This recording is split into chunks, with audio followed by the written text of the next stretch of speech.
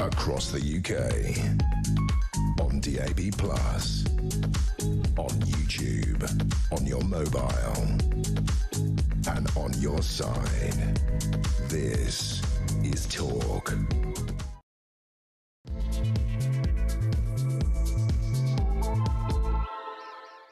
Hey, good morning to you. Well, I say good morning. I mean morning. Let's go with a more accurate description. Morning. The morning after the day before.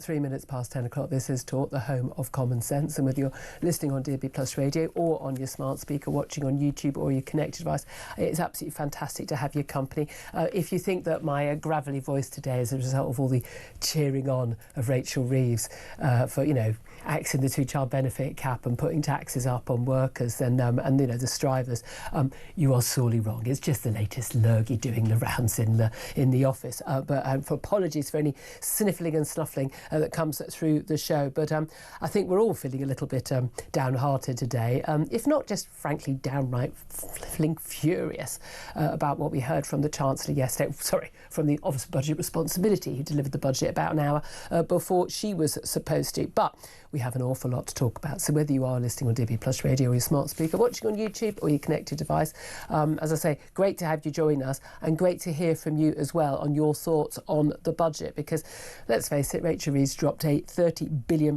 tax bomb on Britain in the budget. She caved into left-wing demands in her party to boost welfare payments. The Chancellor betrayed Labour's manifesto explicit pledge on taxes that she wouldn't raise taxes on working people, with a £13 billion freeze on income tax and national insurance thresholds lasting 3 years, not the 2 years we'd expected. She also, as we know, axed the two-child benefit cap as part of a spending spree that saw projected welfare spending rise by £16 billion a year. So if you're wondering why you got up this morning to go to work on a cold, miserable day, yeah, you're paying for them. They're still in bed, by the way. They're just pondering maybe one of them might go and get a cup of tea before they go back to bed. But they are not at work. And now, the Conservative leader, Kemi Badenoch, had an absolute blinder yesterday. She dismissed the Chancellor's welfare giveaway as a budget for Benefit Street. She hit out Rachel Reeves' decision to abolish that benefit cap and warned that working people would end up paying the price. She also quite rightly had a right old go at her for, you know, once again whining that it was all sexism. Also, in extra fun news today, more than 53,000 illegal migrants are missing, according to internal Home Office figures that have emerged. Elite documents suggest that as of October, 53,298 migrants who have breached their immigration bail or escaped from detention are not known to be anywhere in particular. A further 736 foreign offenders have also absconded and gone missing after being released from prison or from detention. The good news just keeps on coming, doesn't it? Also, in the last half hour, we've had new official figures from the Office for National Statistics, and net migration is going to rise again in the final years of the Labour government to almost £350,000 a year, according to those figures. But also, crucially, Home Office, as we just heard from Mark, say that we have now got more people living in hotels who are asylum seekers, and we've got a total of 111,000 people claiming asylum in the year ending September this year. I mean, that is down, though. It's down 84 people. So that smash of the gangs has gone really well, hasn't it? I think that's about the number of people we probably sent to Paris on those BA flights as part of that little swapsy scheme with Macron. But either way, we are in insane territory. It is as simple as that. Well, joining me to discuss the insanity on every single front today, I'm delighted to say once again is Deputy Editor of Conservative Home, Henry Hill. Very good morning to you. Good morning. Reeling, no doubt, still from the budget. I mean, the debacle yesterday of, we basically had most of the budget briefed out in advance anyway, and then, of course, we got the Office of Budget Responsibility leaking it beforehand, and we were all sitting there just before PMQs going, hold on a minute, along with every other broadcast. I think they've just leaked the entire budget. We all got to see Rachel Reeves looking, handed her sort of deputy, Torsten Bell's phone, like, you've just had the budget leaked. There's an investigation, all of that. But the real travesty was, of course, the fact that we have basically got money being taken from workers to give to shirkers yesterday. My question I'm going to put to the audience, and I want to hear your thoughts on it, is very simple. What is your reaction to that budget? Your taxes have probably gone up, and they're going to people who are not in work, whether they've got disability, whether they've just got a load of kids that you probably can't afford to have on your wages, but money is going from workers to shirkers. It's really that simple. So what's your reaction? Give us a call, 0344 499 1000. There is a number to call. You can text 87222. Get in touch on X at Talk TV. Calls are charged at the national rate. Text cost £1. Standard network rate message. Henry, what's your response to that? I mean, the funny thing about the OBR leak, apart from the fact that they finally discovered a way to make people read the EFO, the Economic and Fiscal Outlook, which they publish twice a year, and a lot of people, understandably, don't really wade through. But if you leak the budget, people absolutely will read it. Is the reveal, because for weeks we had Rachel Reeves being like, oh, you know, there's a black hole, that it's Brexit actually, and you're like, well, we left Brexit, we left the European Union several years ago, Rachel. I don't know if it's why it would be a surprise. And then the OBR is just like, actually, that black hole didn't exist, and she knew it didn't exist. Yeah. And so actually she could have avoided quite a lot of these tax-raising measures. Which she did keep on saying repeatedly, these are my choices, this is my budget. Absolutely. She was very big on, I wonder whether Keir Starmer said, can you make sure it's about you and not about me? I don't want anything to do with this, Gov. But it was all about her. And she's massively now into, you know, giving more benefits. But about 6 months ago, she was trying to cut the benefits bill. Well, exactly. And then basically what happened is the government learned that it can't do this because Labour backbenchers won't let it. And therefore it has folded completely on this, because actually when the messaging for all this was coming in, Rachel Reeves was saying, actually the economy is worse than we thought. It turns out we left the European Union. It turns out somebody did austerity 14 years ago. You know, all of these deeply plausible reasons why she would have to go back on a promise that she made last year. And then all of a sudden it turns out, no, actually the OBR forecast was better than expected. Did she use that in order to forego some of these taxes on working people? Absolutely not. She's used it to drive up the benefits bill again. It's just absolutely extraordinary. But she's right. It is a choice. It is absolutely a choice. And that is a political choice, isn't it? Because, again, I mean, particularly on the two-child benefit cap, which I have, let's face it, banged on about for quite some weeks, I genuinely think it's quite bizarre when you've got people who are in work, who are doing everything they can to look after their own kids, who are basically making choices and say, look, we can only afford 1 or 2 kids, to basically force them to a position to pay more tax, even low earners and average earners to pay. This isn't a tax, you know, changing tax thresholds isn't a tax on the rich, it's a tax on people. Apparently, people earning under 35 grand are going to be the worst hit in terms of, you know, how hard it's going to hit them, in terms of their, you know, what's in their pockets. But is more of their income gets taxed at the basic rate. But it's you know, they are making choices about not being able to have more kids because of this, and having to work and everything, you know, and to pay all these bills. And then people who are not working, and again, this nonsense two-child benefit cap. You know, people confuse it. They think it's the 20-odd quid you get for child benefit. It's not child benefit. It's not what everyone gets unless you're a very high earner. It is it is £3.5 grand a year extra for each extra child over your first 2 kids, which you get if you're also on universal credit. And people, but these are working people. Well, yes, I mean, they say, you know, over half are working. They're not. Over half aren't working, and if they are working, they're working part-time. And in fact, in most of the households where there are two parents, which is usually the case, they're actually almost, well, half are single parents, half 2 parents. But the single parent families, you know, there's often a dad who is paying for stuff, and it's not taken into account, and they no longer take into account any money that dad gives mum anymore as part of their benefit claimant. So that's just not even, they could get £1,000, £2,000 a month from dad, doesn't count. But in other families where they have 2 parents, only one of them is working. And they're probably working part-time. Well, if you want to have 6 kids, that's entirely up to you. But you're going to have to get a really good starting job, and you're going to work some really long hours, mate. Simple as that. I think this is the absolutely baffling, because I'm very pro people, you know, having more kids. Frankly, you know, we desperately need a future generation of taxpayers. Which kids do we need? Yeah, but sorry, this was going to be my point. Apologies. Which is that you know, what you could spend far less money to iron out the absurd cliff edges for child benefit for productive working people, right? You know, currently you're in this absurd situation where all of your allowance goes if one member of your household earns more than, you know, I think it's 100k, whereas you could have 2 on 80 who still get the child benefit. That creates all kinds of perverse incentives. There are lots of people, as you rightly say, all the way up the income scale, who, because of the absurd way that we do things in this country, struggle to afford children because housing is so cripplingly expensive. You could do an awful lot of deregulation to make childcare cheaper and more affordable. That wouldn't actually childcare doesn't have to cost as much as it does. You could do what Miriam Cates was proposing to do under the Conservatives, which is make child credit, or whatever it's called, fungible, so that people can use it as cash to subsidise working less or paying relatives. You could make it legal. Do you know it's currently illegal to employ a babysitter for more than 2 hours during working hours? Really? Oh yeah, absolutely. Oops. No, absolutely. No, absolutely. Because they want to get rid of informal care arrangements, right? So they want to only allow you to send your kids to a registered so it's not nursery. cash in hand. Exactly. And so you could do all of those things to make having families cheaper for everyone. Yeah, exactly. And but they don't do that. I mean, certainly I remember when I was little in the 70s, I mean, it was Auntie Jean next. She wasn't an auntie. She'd look after us for a few hours after school, so, my mum could finish work. I mean, but this is the thing. There are so many decisions. Also, student loans. Student loans. I mean, that's people are sitting there with 50, 60 grand's worth of debt and they're paying off that massive high interest rate. They're trying to get on the housing ladder because the house prices keep going up year and year and year. Why? Oh, because we have millions more people and no new homes. Mm-hmm. And we found out from yesterday, what a surprise. Labour are already behind on target for building their 1.5 million new homes. I said they wouldn't build 1.5 million new homes. They're not going to build 1.5 million new homes. We actually need about 3 or 4 million new homes.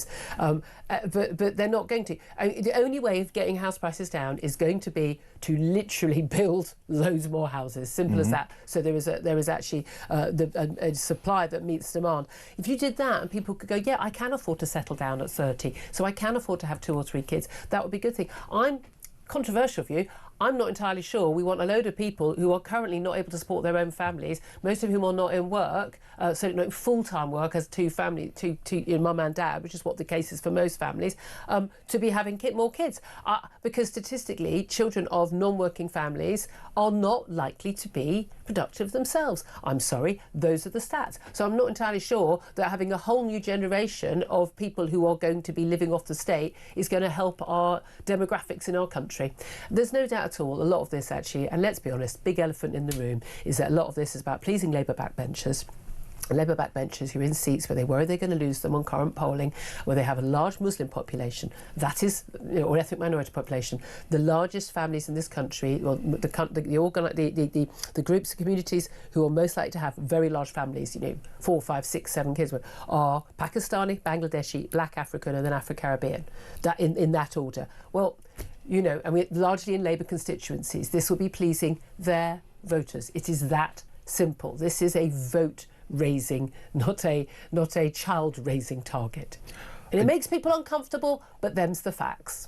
And the irony, of course, is the fact that it's going to absolutely come back to bite them, because you see the IFS, you see the OBR, they're all saying, it is curious that Rachel Reeves is promising all of these new tax rises and everything else just before the next general election, right? Because as a result, Labour has this huge majority which is causing it all kinds of problems. But that means that there's an awful lot of Labour MPs sitting on very narrow majorities in bits of the country that don't normally vote Labour. Yeah. Right?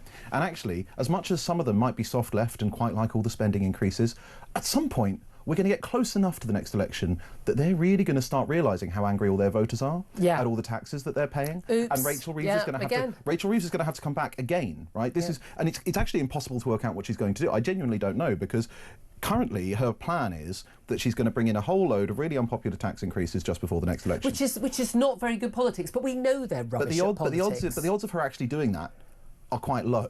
Yeah. Right. But what else does she do? Because they won't let her cut spending either. Yeah. So you can't cut money, and you can't borrow anymore because the markets won't let you. So it's going to be an absolute nightmare. I mean, you thought it was bad now. It's going to be this stat completely threw me. I mean, it's genuinely really, really terrifying. The average weekly earnings after inflation will still be lower by 2030 than back in 2008 before the crash.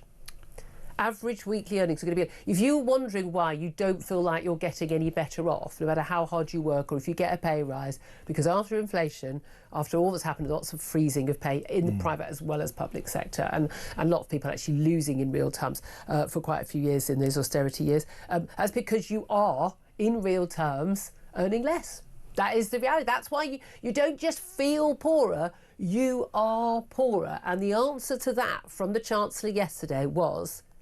We're going to take a bit more. We're going to take a bit more. We're going to give it to the people who are poorer than you. But why are they poorer than you? They're poorer than you because they don't go out to work. They're poorer than you because they chose to have a load more kids that they couldn't afford and you couldn't afford, so you chose not to have them. They're poorer than you because they are claiming to have a disability, a mental health issue, which... OK, there are people who do have disabilities and mental health issues who we should absolutely help. I would say we should give them more help than we currently give them. However, it is statistically... unlikely at best that we alone in the Western world have this incredibly high proportion of people who apparently are just unable to work through disability or mental health problems. Our mental health problems are off the scale. People say it's lockdown. Well, every other country in Europe pretty much, other than Sweden, had lockdowns, and they haven't got the same issue. So there's something else going on. And there's some other stats. I mean, Fraser Nelson from the Times, a quarter of working age people in Birmingham, Liverpool and Blackpool are out of work on benefits. A quarter, 1 in 4 people of working age are not in work. In Glasgow and Manchester, 1 in 5 are on out-of-work benefits. This is unsustainable. And then we're told we need to bring in all these people from abroad because we've got no one to do the jobs. Well, when you're not eligible for the benefits, when you're hungry enough, you'll take the jobs. It's as simple as that. I mean, there's that famous line from Westminster where Sir Humphrey thinks he's not being recorded, and he says this country can have as much unemployment as it's prepared to pay for in social security. And there is an element of truth to that, right? Because yes, there are always people who genuinely need help. There are, as you say, people with serious mental health conditions and disabilities, which mean that they can't work, and those people deserve care. And they deserve more than they're getting right now. Well, I think you're right, exactly. But why don't they get as much care as they need? Because we distribute the money so incredibly widely, and the Conservatives have to take their share of the blame for this, because it was them, I think, that passed the change in the treatment of mental health conditions so that it's treated as equivalent to physical disability. Now, with the best will in the world, the problem with that is that mental health conditions are so broadly defined. I have several sort of sources who work in mental health because they write for us sometimes anonymously. And apparently there's now this sort of euphemistic phrase that they use called serious mental health conditions. As opposed to this is bit anxious on a Monday morning. Now this might effectively translate to actual mental health conditions, right? It means, you know, your schizophrenics, your people, your psychopaths, your people with genuine... Actually need day-to-day help. As opposed to people who are depressed or anxious or sad or whatever it is. And that's not a great thing to be in many cases. Have perfectly normal human emotions, but which we've now medicalised. We pathologise a lot. Yeah, exactly. We medicalise and pathologise a lot of it. And it's also, it makes people treat it as an excuse, because I'm anxious. That's something you can work on. I have anxiety is something the universe has done to you. Yeah, exactly. Well, it gets the same people saying you're treating, alcoholism or drug addiction as a disease, as opposed to the result of, frankly, often the time, bad choices. Now, it's easy to make good choices in certain lives, but you still made a choice that first time. You weren't addicted the first time.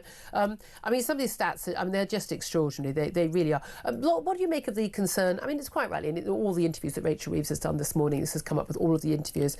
She didn't appear on Talk. Don't know why, Rachel. If you happen to be Ray, if you have to be free, do give us a call. That she's broken not only the manifesto pledge not to raise taxes on working people. Now, it did go on to say, which is why we won't raise the rates of income tax, national insurance, or VAT. But of course, they did raise the rate of national insurance for employers. But then she's also broken the promise from last budget when she said she wouldn't come back for more. And she did come back for more. She's come back for a heck of a lot more. That's going to be a real issue in terms of trust, other than the fact that, of course, no one actually thought they'd keep the manifesto pledge, did they? Well, I think a lot of voters probably did. You know, you and I, it's our curse, I suppose, that we have to follow politics 24/7 every day of the year. It is an affliction. Right? But, it's probably a mental health problem. We could probably claim for it. I mean, maybe they need to create something just for us. Maybe we'd be nicer to them.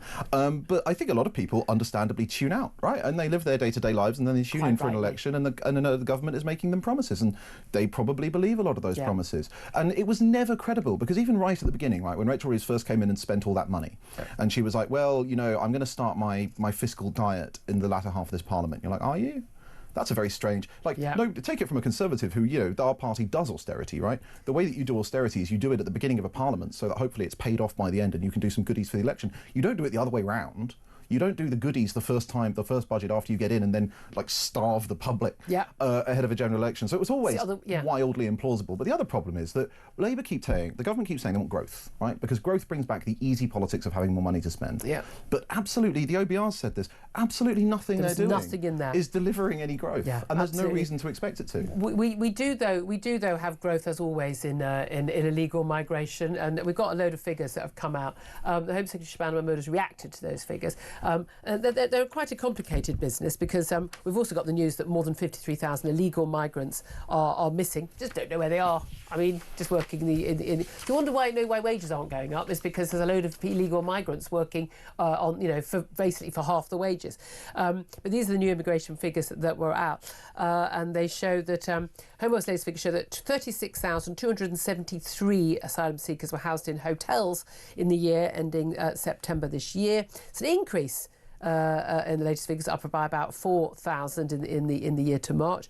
The top nationalities arriving by small boat are Come on, pot pickers, can you guess? It's Eritreans, Afghans, Iranians, Sudanese and Somalians. So hello to all of you watching and listening at home in your asylum hotel. But over 50,000 people arrived to the UK via illegal routes, 51,000 arrivals in total.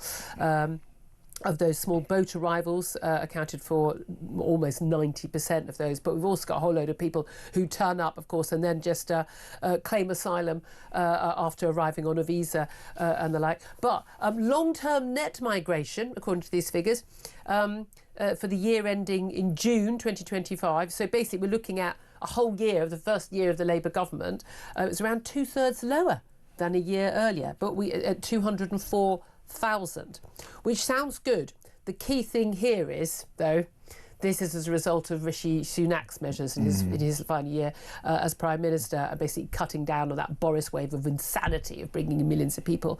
But it's interesting, the Office of Budget Responsibility, I know I'm throwing a lot of numbers at you here, they have actually predicted that net migration will actually go up under this government. They're actually saying it is going to actually carry on going up. So what is going on there?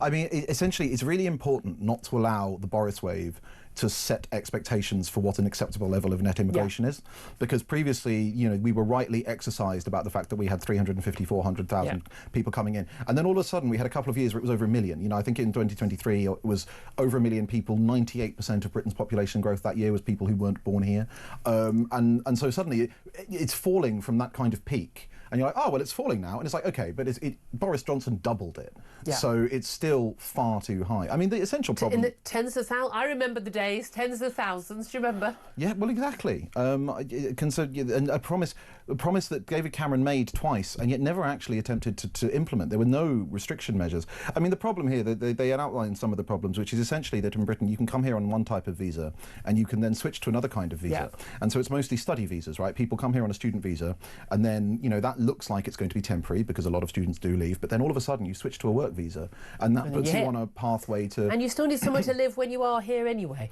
Well, I mean, Shana Mahmood basically said, we said we deliver this. Well, yeah, all very well, but actually, again, this isn't actually something they delivered. This is something that's happened as a result of changes under the Tories ahead of the last election. Look, there's so much more I want to talk about, and I know you want to talk about it as well. Rachel Reeves delivered a budget for Benefit Street yesterday, taking money from workers to give to shirkers. Your reaction to that?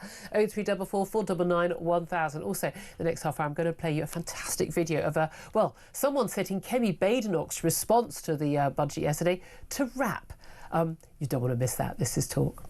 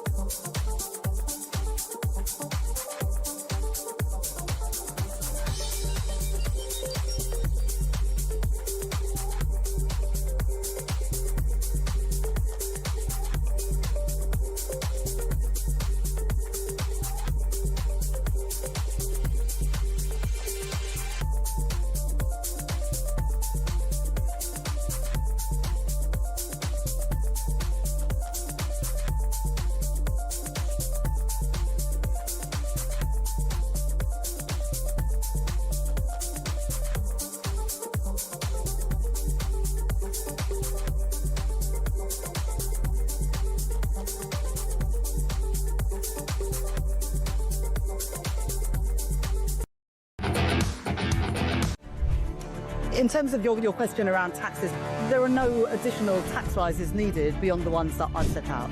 Don't need to increase taxes. I'm not coming back with more borrowing or more taxes. I will not increase your national insurance.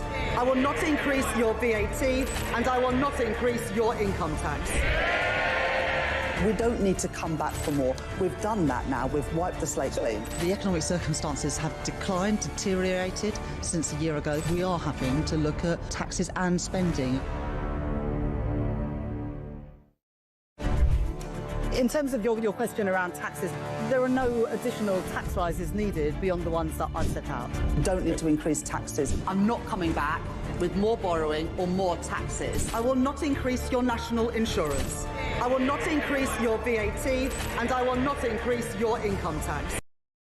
Across the UK, on DAB+, on YouTube, on your mobile, and on your side. This is Talk. Good morning, welcome back. This is indeed Talk, the home of common sense, with me, Julia Hartley-Brewer, Henry Hill here as well. Let's have a little listen to what you've got to say about this just astonishing budget taking from the workers to give to the shirkers. 0344 499 1000 is the number to call. Tarquin is in London. Hello, Tarquin, what do you want to say? Julia, I just wish I was Mr. HB to wake up with you with a voice like that in the morning, and we would last a bit longer. He's not. I've got to tell you, he's not coming near me at the moment. I'm just sitting there on the sofa, and he comes home with a pile of sort of soggy sort of snot-laden tissues. I can assure he's coming nowhere near. If you ask him to do a voice recording, if you sound like that, you can do it with the dishwasher, darling. He'll do it for weeks. You're very sweet. What do you want to say about Rachel Reeves? I imagine it's not going to be as kind. God, it's me trying to be serious. Geez, that's not going to happen. Basically, no. I think something you mentioned earlier, Julia, I wanted to get your take and your guest's take on this, is that with this move, and it definitely is from workers to shirkers, but is this another step on the ladder of that shift to what they call UBI, Universal Basic Income? Oh, do you know what? Yes, basically, there's this whole lefty idea, and they've done loads of trials in places like Sweden and everywhere, haven't they? Where basically you pay everybody. It's like sort of 15 grand, 12 to 15 grand, and everyone just gets that, whether you work or not. And the idiots behind these things are of the view that people will work because they found work so rewarding. And of course, they're completely wrong. People go, sod this, I'm going to go and watch daytime telly. Yeah. So do you reckon that there is a long-term plan? They're just going to put everyone on the payroll? I think it could be, Julia. That's the sad part, is I think it could be part of an ideological zealotry march. It's a long march to this sort of socialist Fabian utopia where literally we're all just proles. And, of course, what that makes it very easy for them to do is to, once they've introduced the digital ID, then they move us on to CBDC, central bank digital currencies. Oh, he's got more.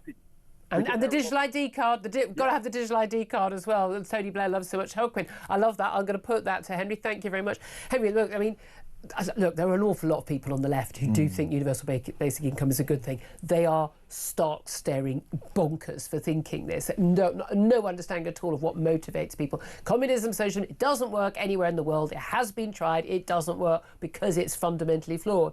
But does that tally at all, that idea, with the fact that, let's face it, Rachel Reeves did actually, she and the Prime Minister, actually, they wanted backbenchers punished earlier this year. They had the whip taken away from them for voting for the two-child benefit cap to be brought in.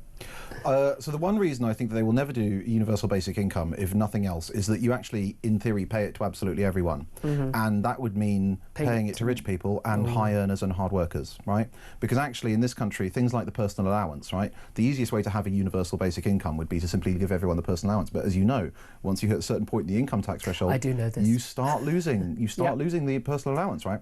And so the Resolution Foundation is the think tank that always produces the distributional impact, which is, and can you imagine if a Labour Chancellor stood up and said, and we're going to let people earning 150 grand a year keep the 12,500 personal allowance. They'd go ballistic. Right, they could absolutely, so that's the reason. That's the only reason. Otherwise, they'd happily do it. They think everyone should be on the payroll, but there we are. Let's go to Tracy, who's in Staffordshire. Tracy, what do you want to say? I just want to say to you, the thing that worries me more about the budget is not actually how appallingly bad the budget is, but the amount of money that she's borrowing, adding to our debt. I mean, 100 billion so far this year. And, the taxpayer is being hammered, okay? if you can just imagine how much more our taxes would have to go up so we weren't borrowing anything. Yeah. Well, bearing in mind, of course, that borrowing, I mean, taxes are going up for people now, but borrowing's going up, and that's being paid by taxes in the future. So it's all going to be paid for by us. It's not coming out of the, it's not just coming out of the magic money tree. No, and this is what I think to be honest, what probably the socialists don't get is, unlike yourself, who obviously enjoys the job and drags herself in even if she's poorly, bless you, most people don't love the job. I've done some rotten jobs. It's rotten, and you go, and I think and why wouldn't somebody, if you're going to end up in a dead end job, why wouldn't you stay at home? I mean, I just think the amount of lack of potential that you could have had somebody who's a third generation benefits or whatever. That person, under the right circumstances, could have given us a cure for cancer. Yeah. Do you know what I mean? Yeah. And it's just a waste of human potential. Oh, I couldn't agree with you more. Honestly, 100% on that, Tracy. Thank you so much. Really, really good call. A couple of text messages before we go on. Mark says, I didn't expect anything else from this lot. Joe says, I've worked day and night to provide for my family and make a life for myself, and this is what I get in return. Ben, not surprised one bit. Is anyone actually shocked? And Matt says the Labour Party will be buried at the next election. And Sam says, under Labour, it's OK to have as many kids as possible while sitting at home not working. Make it make sense. And that's why I'll never vote for Labour or the Lib Dems. They never help the working class, says Tal. And Scott says, we need to end this government or it will end us.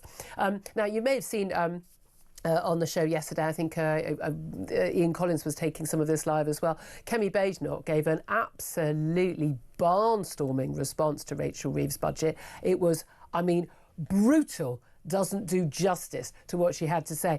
But someone clever on Tinternet has managed to come up with the most brilliant, I'm assuming, I can only assume AI rap version of Kemi Badenoch delivering her budget response. Have a watch and listen to this. All we've had from her is wallowing, wailing, self-pity speeches, victimhood, flailing, crying about misogyny, whining about mansplaining. But listen up, Kemi's here, and the roof's about to cave in. So, man and deputy speaker. Let me break it down clean. Woman to woman rate, I'll tell you what I mean. People ain't complaining because you female on the scene. They complaining because you run the country like a broken machine. Yeah?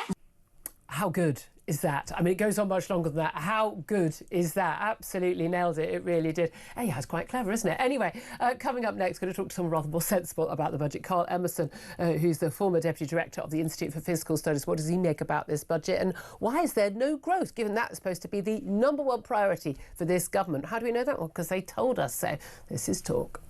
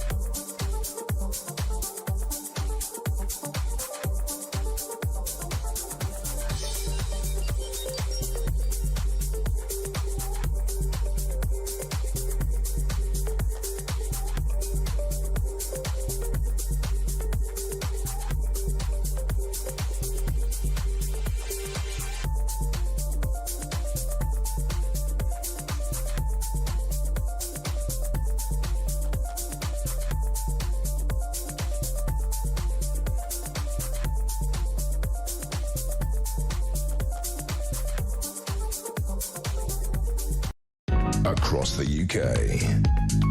On DAB+. On YouTube. On your mobile. And on your side. This is Talk. Good morning, welcome back to the show. 10:37 is the time. I'm Julia Hartley-Brewer. Let's go straight to my next guest, economist and former Deputy Director of the Institute for Fiscal Studies, the think tank. Carl Emerson joins us to talk about the budget. Good morning to you, Carl. Good morning. Thank you very much for joining us. Well, I mean, I suppose I was going to ask your basic reaction to the budget and what we heard. Good for Britain, good for growth, good for workers, good for who? Well, the outlook is really quite poor. It is particularly, I think, striking how poor it is for households. So if you think during the 2010s, we had per person income growth after inflation averaging about 1% a year. That's really bad by historical standards, really not a good decade.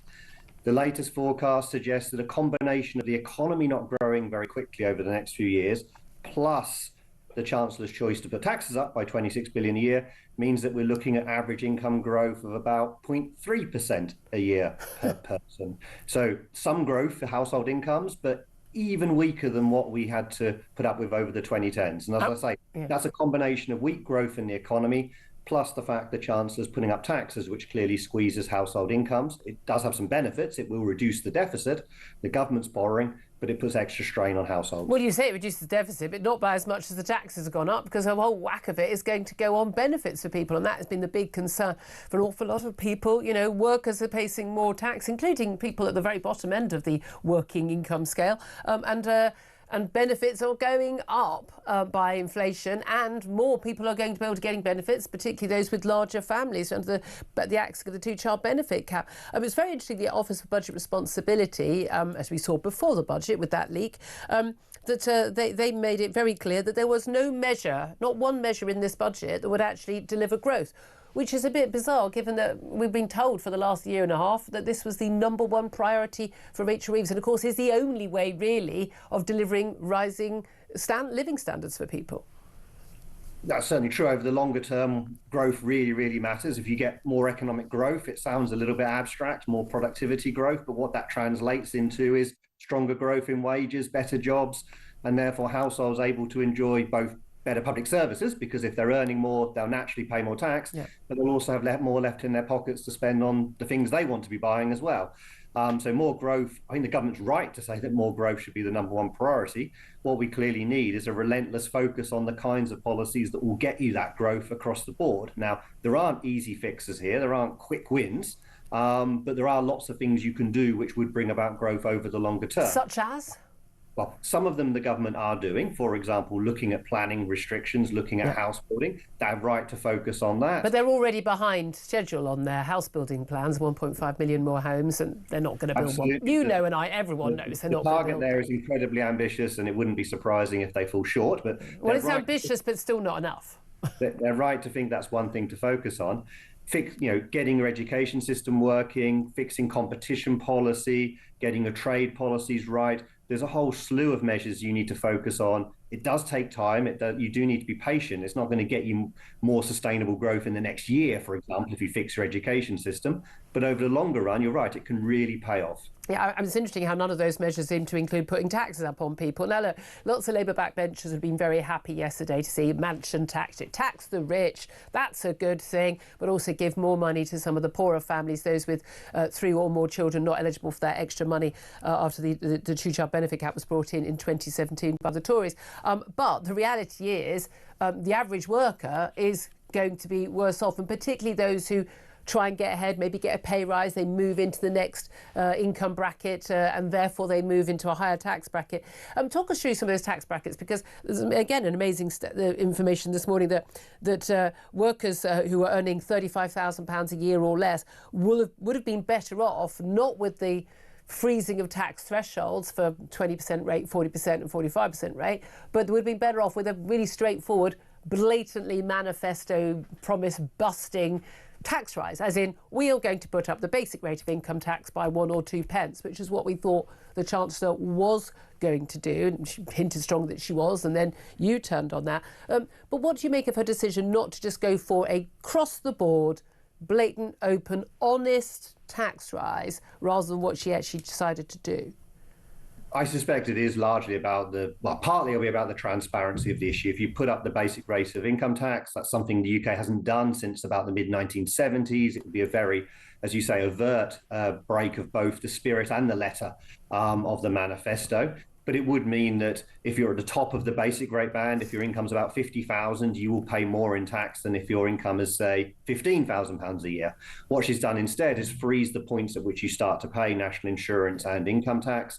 That means for people who are already basic rate taxpayers, they'll all pay the same additional in terms of income tax, so in cash terms. So it's a bit of a bigger hit for sort of lower income basic rate taxpayers than higher income taxpayers. And it means a lot more people will be dragged into tax. There's about 800,000 more people will be paying income tax as a result of yesterday's budget. About 900,000 will be dragged into higher rate tax. And if you go back to the early 90s, we were in a world where only about 7% of income taxpayers were paying the higher rate. It's now going to be getting on for a quarter. That's a really big change in the structure of our income tax system. And I think it's also worth pointing out that more people will be dragged into national insurance, which in my view is also a pretty clear manifesto breach. Yeah. No rise in national insurance. Well, some people will find themselves paying national insurance as a direct result of yesterday's budget. And it doesn't really matter on the rinky-dink and the small print and the asterisks and and all that. People know whether they're paying more tax or not. They know when they get their pay packet that they haven't got any more in their pay packet, and often they're going to have less. Is this money going to go towards anything worthwhile though? I mean, paying down the debt, that's a good thing because that's just future taxes, and with the interest rates as they are, we're going to need to have that debt's got to come down at some point, and pretty much everyone seems to agree with that who's vaguely sane. But in terms of putting that money on paying for more benefits with our ballooning welfare bill, a lot of that is pensions, to be fair. We've got an ageing population and people are living longer. That should be something that, people living longer should be considered a good thing. But we have got the triple lock, complete and above inflation increase for pensioners. But an awful lot of that money is also going on working age benefits for people. Is that sustainable in the long run? Well, I think there's two things which she's doing with the money. As you say, she's chosen to go into future with more headroom against her fiscal targets. So instead of a £10 billion buffer, which sounds a lot, but it's really not that big, she's now got a £22 billion buffer. I think that's sort of rainy day money. If it all goes wrong, something happens with Russia. I think that's got much to commend it. I think she was wrong to have such a small buffer in the first place. So the extent to which she's running slightly tighter fiscal policy over the next few years, I think that's very justifiable. The big new policy announcement yesterday that was a giveaway was the abolition of the two-child limit. Some will be in favour of that, some will be against. I think it's pretty clear that those that benefit, on average, will gain a lot. So if you gain from getting rid of the two-child limit, your gain will be, on average, about £100 a week. So that's a very big win for those households that benefit. Some will be in work, some will not be in work. They will all have more than two children. It will lift many children and their parents out of poverty. But it's not the kind of measure that, for example, you do if you were focused on let's try and improve work incentives, for example. Yeah, that's a small problem there. In terms of any good news in the budget, was there anything good? Well, the downgrade in the forecast that the Chancellor was presented with was actually smaller than I think we feared through the summer with all the debate about what the Chancellor might be doing. So there was a big downgrade in the UK's growth prospects. But actually, given that, you would have expected government finances to look even worse. So actually, while the OBR was kind of giving her unpleasant news on the outlook for growth, what they were saying is the mix of that growth was actually relatively tax rich. So it wasn't hurting her finances anywhere near as much, which is why, in fact, actually, a lot of the tax rises yesterday were about building up more headroom and paying for the two-child limit, rather than being strictly necessary to meet the letter of her fiscal targets. And that's where the pain is being felt. People feel, well, hold on a minute, did you have to do that? And she did keep talking, didn't she, about how this was her choice, very much stressing her choice. I think she's right. It was a choice. It wasn't the case the OBR dealt her a really bad hand. As I say, there was some good news in those fiscal numbers as well as some bad news. So she made some choices. I think the choice to run more headroom, to be a bit more cautious on the public finances, is something I at least think is a very good thing. Yep. I think the choice on the two-child limit, people will take different views on depending on their distributional preferences, essentially. Yeah, indeed. Really interesting to talk to you. Thank you for that analysis. Carl Emerson there, former Deputy Director of the Institute for Fiscal Studies. Henry Hill. It is interesting, Rachel Reeves, how much this was, as you say, her choice. And people, I think people will feel very different if it was sort of, look, you know, we're about to be at war with Russia. We need to spend an extra, 30 billion on defence, and we need to spend it now. I'm afraid taxes are going to go up.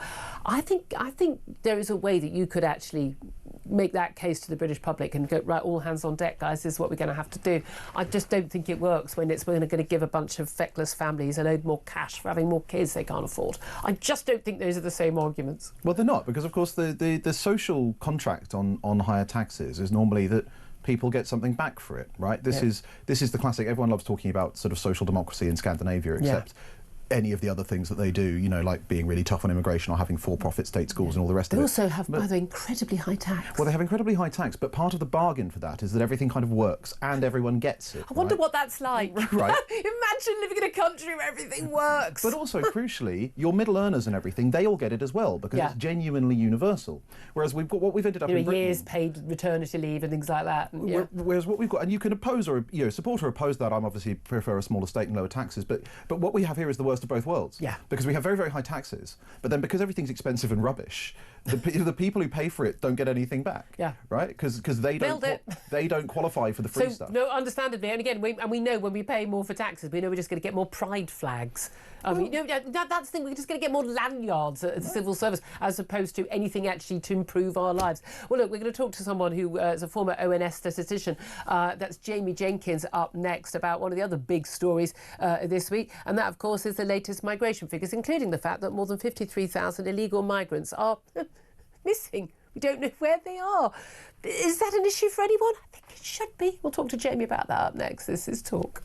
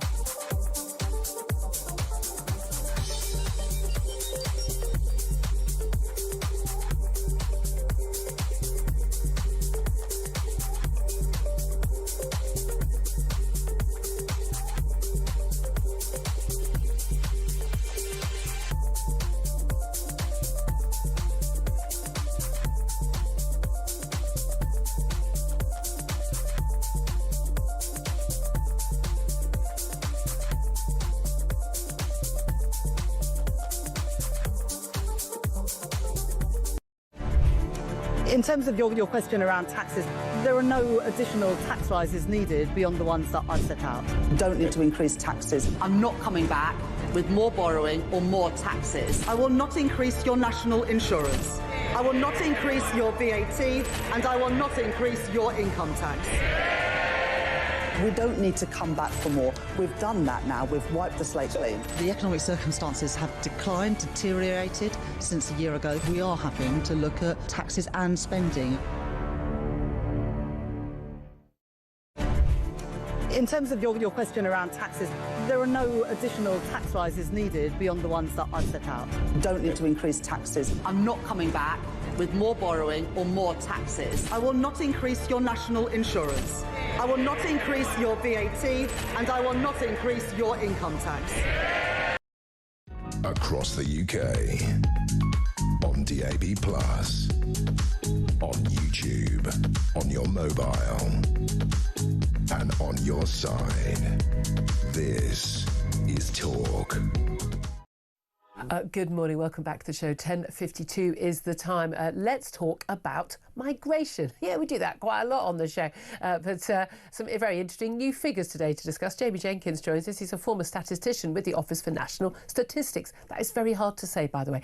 Good morning to you, Jamie. Morning, Julia. You all good? Very well indeed. I want to talk to you about the figures which we found out overnight before we get to the figures we got only just at 9:30 this morning. But figures involving illegal migrants, and more than 53,000 of them are missing. Tell us about that. Yeah, I'm not surprised really, Julia. So we've got people who obviously are coming on small boats, getting into the country. We've people coming on visas who then claim asylum when they have to go home, and 53,000 going missing. The reason I'm not surprised is if people are making the journey to come here in the first place, then if there's a potential that they're going to have their asylum claim rejected and they're going to be deported, well, what's the simplest way of solving that? Well, I'm just going to go and vanish. And ta-da! And the key thing here is that, you know, we had Rachel Reeves again in the budget talking about digital ID and tackling illegal work and illegal immigration. I've spoken previously of the, you know, we've got digital ID cards in other parts of the world, and that hasn't fixed that. So if we had digital ID, would these 53,000 suddenly just not vanish and reappear? Of course not. Yeah. So I'm not surprised here, Julia. I mean, it really is an absolute nonsense, and everyone knows it. But it is extraordinary, I mean, because it does include 736,000, on top of that, 736,000 foreign offenders who've also absconded and gone missing after being released from prison or from detention. And we've had a few of those very high-profile cases recently. The Ethiopian who had sexually assaulted a 14-year-old in Epping being among those. These people are literally just disappearing. And no one knows where they are, but we know that they're criminals, and we know they're not supposed to be in the country. I mean, this is an absolute. I mean, it is a joke. I mean, how bad this system is. It's a joke, but you know, if you look at the Home Office annual report, one of the things they say in there is that the Home Office's main duty is to protect the border and protect the public.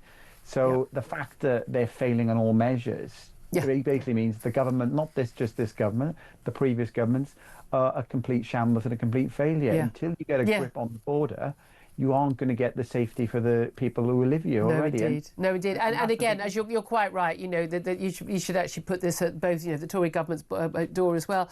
But also some figures for the Office of Budget Responsibility yesterday as part of their budget report, the one we got leaked ahead of the budget, pointing out that net migration is set to rise by the end of the Parliament, despite these visa crackdowns, not just by Shabana Mahmood, but also, of course, we had them from Rishi Sunak after that absurd Boris wave.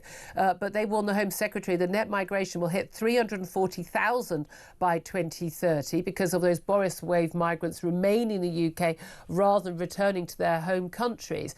And now that's a concern. But interestingly, we've had some figures this morning at 9:30 this morning suggesting actually that we're going to be seeing numbers going down, and net migration to the UK has dropped by 2/3 to the lowest figure in 4 years. So can you explain how it can be dropping but then going up, and why that is all happening? Yeah, easy explanation on this one. So the OBR wouldn't have had access to the latest ONS figures when they were doing their forecast. And all they've done basically, Julia, is taken kind of the latest policies around immigration. And then when we get a little bit further out, they've taken the ONS population projections that were done a few years ago, which would be based on the kind of previous levels of immigration. All right, they're just guessing. Yeah, basically. They're guessing. They're going, finger, win, we think it's going to hit this. So we should take this at pinch of salt. To be fair, they've often been wrong even about figures like for the last year. They have to revise them all the time. They, for instance, didn't realise quite how many Brits were leaving the country. They thought it was a few tens of thousands, and it turned out to be 250,000. Yeah, and when they do modelling, they actually do a number of different scenarios. They'll do a high immigration, a low immigration, and they have to land somewhere in the middle. And that's kind of what the OBR have done, is just gone back towards us. I wouldn't think that that's too much cause for alarm. But the figures that have come out this morning, then, Julia, very quickly, what they're showing is, so net immigration's come down. The reason that's come down is mainly because of the crackdowns that were put in force by Rishi Sunak on the visas. So work entrants are down, study visas are down, and dependents coming in are down as well. But what the continuation we do see in the numbers, though, Julia, is the net immigration is caused by non-EU people coming in, India, China and Pakistan, the top three countries. Yeah. And we are still seeing net emigration. We spoke recently about the revisions that we've seen, but we're still seeing net emigration, so more Brits leaving than coming in. And there's no surprise the way the budget went yesterday if the numbers get even more next year. Well, and this is the issue, isn't it? So we can go, oh, well, it's not so bad. Well, most of that is because basically the public found out about the Boris wave when those numbers were apparently a complete shock to the Home Office ahead of the last election, and Rishi Sunak went, we're going to put the kibosh on that. So most of this isn't actually the work of the Labour government, certainly not Shabana Mahmood, who's only been in the job as Home Secretary for a couple of months. But the crucial thing is, even as the numbers do come down, the people coming in are not necessarily skilled people from the EU. They're largely unskilled, I mean, particularly from India and Pakistan, particularly from Pakistan. We know the rate of unemployment from people from Pakistan is one of the highest rates in the country. But also, crucially, that the people who are coming in are more likely to be lower skilled and low wage than the Brits who are choosing to leave. That's a really big issue for our demographics and, frankly, for balancing the books. Yeah, it has huge implications. And obviously we know that when people come from India and Pakistan, just generally they have larger families. If they're younger people, they're going to cost more with this change in the child benefit policy that come yesterday, because there's just generally people who are born from outside of the EU, when you look at the number of children that they have in their families, the statistics do show that they're higher. Is that good for our demographics though? We're told we need more kids. Well, we do need more children, Julia, but ultimately, the government needs to get a grip on. We don't need to bring more people in to create more children. We need to have policies that are more family friendly to encourage people who are already here to have more children. That's the ultimate thing. But successive governments have not built enough houses. You were talking about that just recently. The cost of trying to get on the housing ladder has gone through the roof in relation to wages. Yep. So young adults don't tend to live together as early as they did in previous generations. They ain't making babies. Children. Yeah, it's as simple as that, isn't it? JB Jenkins, former statistician at the ONS, thank you so much. I'll get the thoughts of Henry Hill on that. Love to hear your thoughts on all of that as well. But in particular, I want to hear from you about the budget. A budget for, for taking money from workers to give to shirkers. Your thoughts on that? 0344 499 1000. Lots of top guests to come. This is Talk. We are, as you well know, the home of common sense.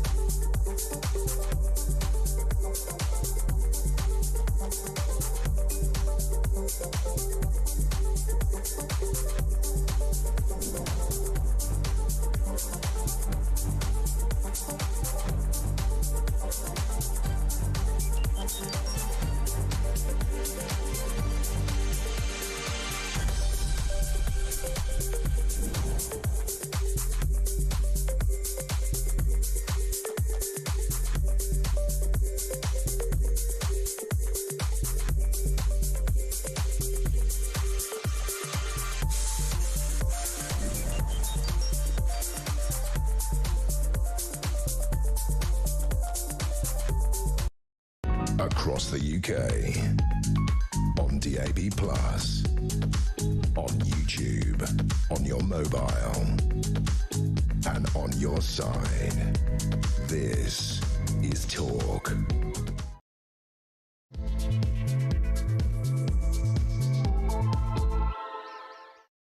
Very, very good morning. Welcome back to the show. We're approaching 3 minutes past 11 o'clock. This is Talk. We are the home of common sense. I'm Julia Hartley-Brewer.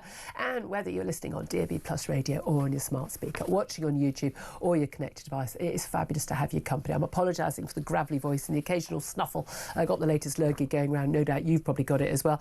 I don't know, maybe you didn't put the alarm clock on for work this morning because, hey, a lot of people don't anymore. They're not at work, but don't worry. They've still got an income coming in, thanks to those of you who did get up to your alarm clock this morning, because we got that budget delivered by the Chancellor, Rachel Reeves, yesterday. That was no doubt a budget for Benefit Street. It was a budget for workers, for shirkers paid for by the workers, for all the people who, frankly, are doing absolutely nothing whatsoever of any use to be productive for society, being paid for by those who do go out every single day the alarm clock goes off and to do their bit for their own families and indeed to pay for others. So I'd love to hear your reaction to that. Give us a call, 0344 499 1000. Text the word talk in your message to 87222. Get in touch with us on X at Talk TV. Calls are charged at the national rate. Text cost £1, standard network rate message. We're going to talk more about that. Going to talk more about the apparently the wave of net migration going down, largely because of what Rishi Sunak had to do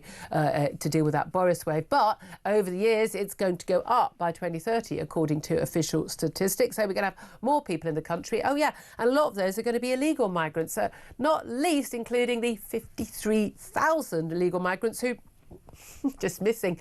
Home Office just don't know where they are, including 736 foreign offenders. Just don't know where they are. They've just gone missing. I mean, and that's absolutely fine. We're totally fine with that, aren't we? Because they absolutely know what they're doing at the Home Office, don't they? So going to be talking about that. Also going to be talking about the latest on Russia and Ukraine as well.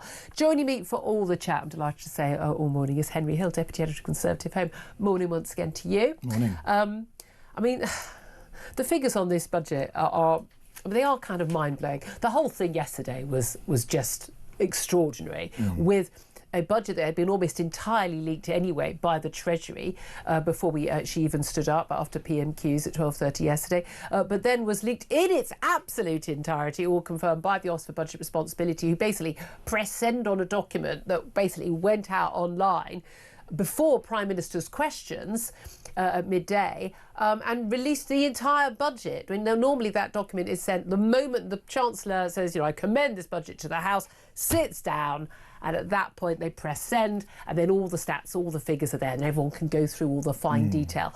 But no, they did it. I mean, some people were saying 20 minutes early. No, it was an hour plus early, because she spoke for a best part of an hour. I know, when it felt like longer, it's got to be said. First of all, just what did you make of that complete shambles? And the Office of Budget Responsibility Chair basically saying he's written to apologise to Rachel Reeves, he's apologised publicly. It's a big investigation. Is that seriously significant? Some are saying it could be criminal. I mean, I don't know about the status of the criminal law. Maybe it is. That's deeply unfortunate for somebody at the OBR if that's the case. But I think the funny thing is, it's just, I can't remember when exactly this happened, but it used to be there was complete purdah on the budget, right? And that was respected by both sides, to the point at which, at one point, an entire budget was left on a bus, and a newspaper got hold of it, and they handed it back to the Treasury. Yes. And they didn't print it. Yes. Because that was the rules. And the people who've got rid of that are the politicians, because nowadays what happens is the Treasury, as you say, was selectively leaking the budget for weeks. And so, yes, obviously it's not great for the Chancellor that it's been leaked, but frankly, the Treasury was doing the exact same thing. The whole point was supposed to be that the first people who hear about the budget is the House of Commons. That was the. But also, we all hear it exactly the same time, because it affects markets. And we hear all of it at once. Yeah. Right? As a package of measures. Exactly. Whereas now what happens is you get selective leaks about bits of it and all the rest of it. So I've got very little sympathy with the government, because for once, actually, at least the entire thing leaked at the same time, so we could get a sort of holistic view of all of the measures, including, as I mentioned the first time, that wonderful bit from the OBR where they said actually there was no black hole. The reason taxes are going up is to pay for welfare. Yeah. You know, that was basically the message. And look, and that is there are two really, really key messages that have come out of that budget. One is that, yeah, your taxes are going up if you're working, and even if you are, taxes on the wealthy, mansion tax. Oh, well, most of us don't. We're not one of the 100,000 who've got a £2 million mansion. But I hate to tell you, like the inheritance tax and like the top rate of tax and the higher rate of tax, those taxes that are for like those people over there, they have a funny habit, don't they, of coming down and down and down. And with inflation, as it's been and could be one day again, you could be a very average earner and have a very average home in some parts of the country, and very soon you could end up paying more of these things. These things don't tend to get scrapped. And even if like the Tories say, oh, this is terrible, yeah, once they've got that money coming in, they tend not to scrap these things, and the thresholds, as we've seen, get frozen. So as our previous guest was pointing out, it used to be 7% of people paid the higher rate, 40% tax rate or above. Now it's 1 in 4. I mean, that's an extraordinary change in just small time. So there is that aspect, but there's also the aspect of that, that it was a choice for her to basically, put taxes up, and it's going to go partly on dealing with borrowing, partly on this fiscal headroom, having a bit of rainy day money to, spare, but also massively to basically boost benefits by inflation for everybody, above inflation for pensioners, and by, on an average of, something like £5,000 a year, but up to 14 grand a year for families who don't work or work not enough hours or on universal credit and can now not be hit by the 2-child benefit cap.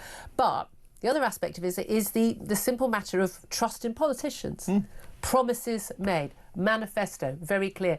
The Tories put out a great video yesterday, just time after time after time, of Rachel Reeves, the Prime Minister, all of the shadow cabinet members saying, we're not going to put taxes up on working people. Taxes have gone up on working people. They did last year, and they did again. But the other promise made at the budget, at the dispatch box last year by Rachel Reeves, very, very, very clearly, that she would not come back for any more. That was it. She'd done the taxes. Nothing has got materially worse in the world. OK, we've had Trump tariffs and Ukraine war's not over yet, but still, nothing has got materially worse. Well, they were foreseeable. Yeah, they were foreseeable, yeah, that meant that she had to put tax up. So as she made it very clear, it was, quote, her choice. I mean, she has at least stopped making these promises now. When she's being, if you listen to the Chancellor being quizzed on the budget now, she says things like, "I'm not going to write next year's budget." So she is at least no longer lying. But it was always ridiculous because, they made all those promises during the election. Then they got into office and discovered that actually, shockingly, having the grown-ups back in the room and the Tories out of power was not, in fact, enough to fix the economy. Because that was their whole thing. I think they genuinely did think it was going to be a lot easier because they were nice people. Yeah. And they were more competent. Well, they were serious people. I mean, genuinely, the thing is that actually, in my experience, there are very few people in politics who have the kind of sort of sociopathic confidence to just straight up and deliberately lie to you all the time. Generally speaking, if a politician has been lying, the first person they've lied to is themselves. Yeah. Right? And I think that's what happened here, because it was objectively ridiculous that they ruled out all the big revenue taxes during the general election. And then when they realised they were going to have to raise them, it was absurd for Rachel Reeves to come back and say, oh, well, I won't have to do it again. Because, as I said, you could just look at her numbers, right? And it's the same now. Yeah. Because her entire fiscal, she said, I've published my entire spending envelope for the entire Parliament, and it's lots of spending now, and it's lots of austerity and pay restraint just before the general election. And anyone could have just gone, that's obviously not going to happen. Yeah. But I think, genuinely, she probably thought that would be somehow true because growth would come back. And the thing is, I've been saying, this is a budget about protecting jobs, but the only two jobs she's trying to protect are hers and the Prime Minister's. They're intricately tied with each other. He's going to throw her under the bus when he wants. I mean, there's no doubt at all. That's your last budget, sweetheart. I mean, there's not going to... Sorry to be sexist there, Rachel. But, that is her last budget. There's no way. I mean, but she did please a load of Labour backbenchers. But interestingly, not Labour voters with things like the 2-child benefit cap. Labour backbenchers are obsessed with scrapping the 2-child benefit gap. This idea, we have to tackle child poverty. You tackle child poverty by parents working full-time and paying for their own kids. You tackle child poverty by telling people who already aren't working, who can't afford the kids they've already got, by suggesting to them, maybe don't have any more kids that you can't afford. And you have tax policies that encourage that decision-making. I mean, it's mind-blowing to me. They think just keep handing out money to people is mad. Bearing in mind, none of the children affected by this policy were born before the policy came in. The policy came in 2017. There was 2 years' notice. And you were told if you had more children born after 2017, they would not be getting this extra. This cap would apply to them unless you had twins or this awful. You have to say, look, if you've been raped and you had a child. Yeah, I get that. These aren't very pleasant policies, but sometimes you need to be cruel to be kind to everybody, and that's the reality. But they are obsessed with this, even though the majority of people in this country support the two-child benefit cap, including a majority of Labour voters. Why? Because they live next door to these people and they know perfectly well that they are choosing not to work and support their own children. Yeah, absolutely. They're not idiots. They can see them. The reason it's been so popular is because it speaks to a fairness question, which is if you're somebody who is doing the right thing, you and your partner are both productive taxpayers, one of the third of British adults that are maybe net contributors to the Exchequer, you've had to max out on your mortgage, right, which means you both have to work, which means that... To buy a really simple, basic house, a two-bedroom... To buy a worse house than your parents had at your age with a longer commute, right, but you've got it. But that suddenly means your family home, you both need to work in order to sustain the mortgage, which makes having a family quite difficult. And lots of people, including people I know, are like, OK, we're having to make quite difficult financial decisions about whether or not we can afford to have another child. Yeah. And then you have people... This isn't about going to Starbucks every day. Right. This is about major financial planning. Because it costs about... I think the Times a couple of years ago calculated that raising a child from 0 to 18 costs 200 grand to a household, right? So that's a big investment that you have to be able to make. And it's the fairness question of people who are doing the right thing, working hard, paying lots of tax, and then they see other people who don't have to make the same calculations, right? That is always why this has been so unpopular. And on the child poverty point, it is always worth reminding people that what the left have is they have relative poverty. And relative poverty is purely an equality metric, right? Absolutely. It has nothing to do with living standards in any absolute sense. You can lift a whole bunch of people out of poverty, relative poverty, by confiscating a bunch of money from a load of other people and burning it. You could literally make everybody in this country a millionaire, but people who have been various amount, got 1 million or 2 million or 3 million or 4 million, but the people who are living on less than 60% of the median would be counted as living in relative poverty. So they could be living in a mansion with gold thrones, but they're still living in, we'll be told they're living in poverty. I mean, it's just mad. Okay, but we come into this whole thing, it's like the whole, free school meals for like every kid in primary school in London, things like that. Not free, it's taxpayer funded. But the idea, you're giving this stuff to people who, my kid would have been entitled to this. This is insane. Why are you giving me something free? I don't need it. I can pay for my own kid. As can, in my view, every parent. And I don't believe there is a single parent in this country. And I've spoken to many on phone-ins over the years, for instance, who say, look, we've been on minimum wage all our lives, or we're on benefits, and we don't have a trouble giving our kids cereal or a piece of toast in the morning. What it is often is parents who are failing, and that's a different issue. But they never want to tackle that. They don't want to tackle things like, if you really want to tackle child poverty, you tackle worklessness, you tackle the work ethic, you tackle family breakdown. Encouraging people, teaching people how to hold down long-term relationships, to stick together, conflict resolution, and you teach people parenting skills. What kids need, yes, they need to have 3 meals a day, and they need to have their teeth brushed, and they need to have a bed to sleep in and a bedtime, and they need structure, they need healthy food. I mean, I'm sorry, none of this actually is about giving people more money. It's about helping them to help themselves. And that sounds all patronising and Lady Mark, but it's true. I mean, you mentioned toothbrushing. This government has now decided that actually schools are going to brush children's teeth. Don't even. And the really exciting thing about that is, when is the government going to be first sued for a filling? Yeah. Right? Because some school or other has neglected its duty to this child's teeth. And then you read about, you've seen this, the stuff about children coming into nursery and reception who aren't toilet trained. This is something I really don't get. If you are a completely lazy mum, right, you can't bother to toilet train your kid. Okay, which, by the way, kids want to do. They want to grow up. If you haven't toilet trained your kid at 4, okay, unless there is a disability, because you always get someone to go, I know. Yeah. But your average normal kid, there's nothing wrong with them, okay? If you've not, why are you shelling out an absolute fortune for nappies and the bother of changing your child's nappy, right? Why are you forking out for that? Wouldn't it be easier just to teach your kid to use the toilet? Which, by the way, everyone pretty much learns to do, so it's obviously not that hard. It's baffling, but it also explains, one, you always get people, when I'm arguing the toothbrushing thing with the government, it's popular with parents. I'm like, but like... Who? Which parents? Well, like, presumably lazy parents, and that's a doom cycle. So we're going to feed your kid, that's the thing, so we're going to pay for the roof over your head, we're going to to pay for the food for your kid. We're going to pay for your child to be, you get toothbrush. And by the way, every time a teacher or anyone in school is spending time on that, they're not spending time teaching. Well, this was going to be my other point, because we talk about, we were talking earlier, everything's expensive and rubbish. One of the reasons for that is teachers go into teaching to teach, right? And it's a great vocation, and a lot of them are absolutely fantastic people, and instead they end up picking up the slack for a whole load of work that wasn't done somewhere else. And at the other end, it's the same at universities. The number of universities now that have to do remedial maths and English for their first year students, that means that they can't focus on what they're meant to be doing. So we're still paying for it, but we're not getting the results. Yeah, exactly. Well, a very good friend of mine who's a deputy, so he's now a head teacher of an inner city comprehensive, and those kids coming in from some rough houses, and he says, I'm not a teacher. He goes, I'm a social worker come bouncer. I mean, that's basically, crowd control. That's basically what I do these days.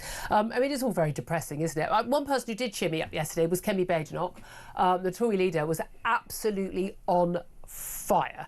That said, I'm going to say, Rachel Reeves, I thought her delivery yesterday was better than usual, rather more forceful. She did say some quite weird things. So this whole, my choices. And she kept referring to Madame Deputy Speaker, which is weird because it's Madam Deputy Speaker. It's just a bit weird. She's just a bit weird and awkward, isn't she? It's just very strange. Kemi Badenoch, though, absolutely on fire. Obviously helped by the fact that they had the budget in advance. She wasn't just responding to it at the time.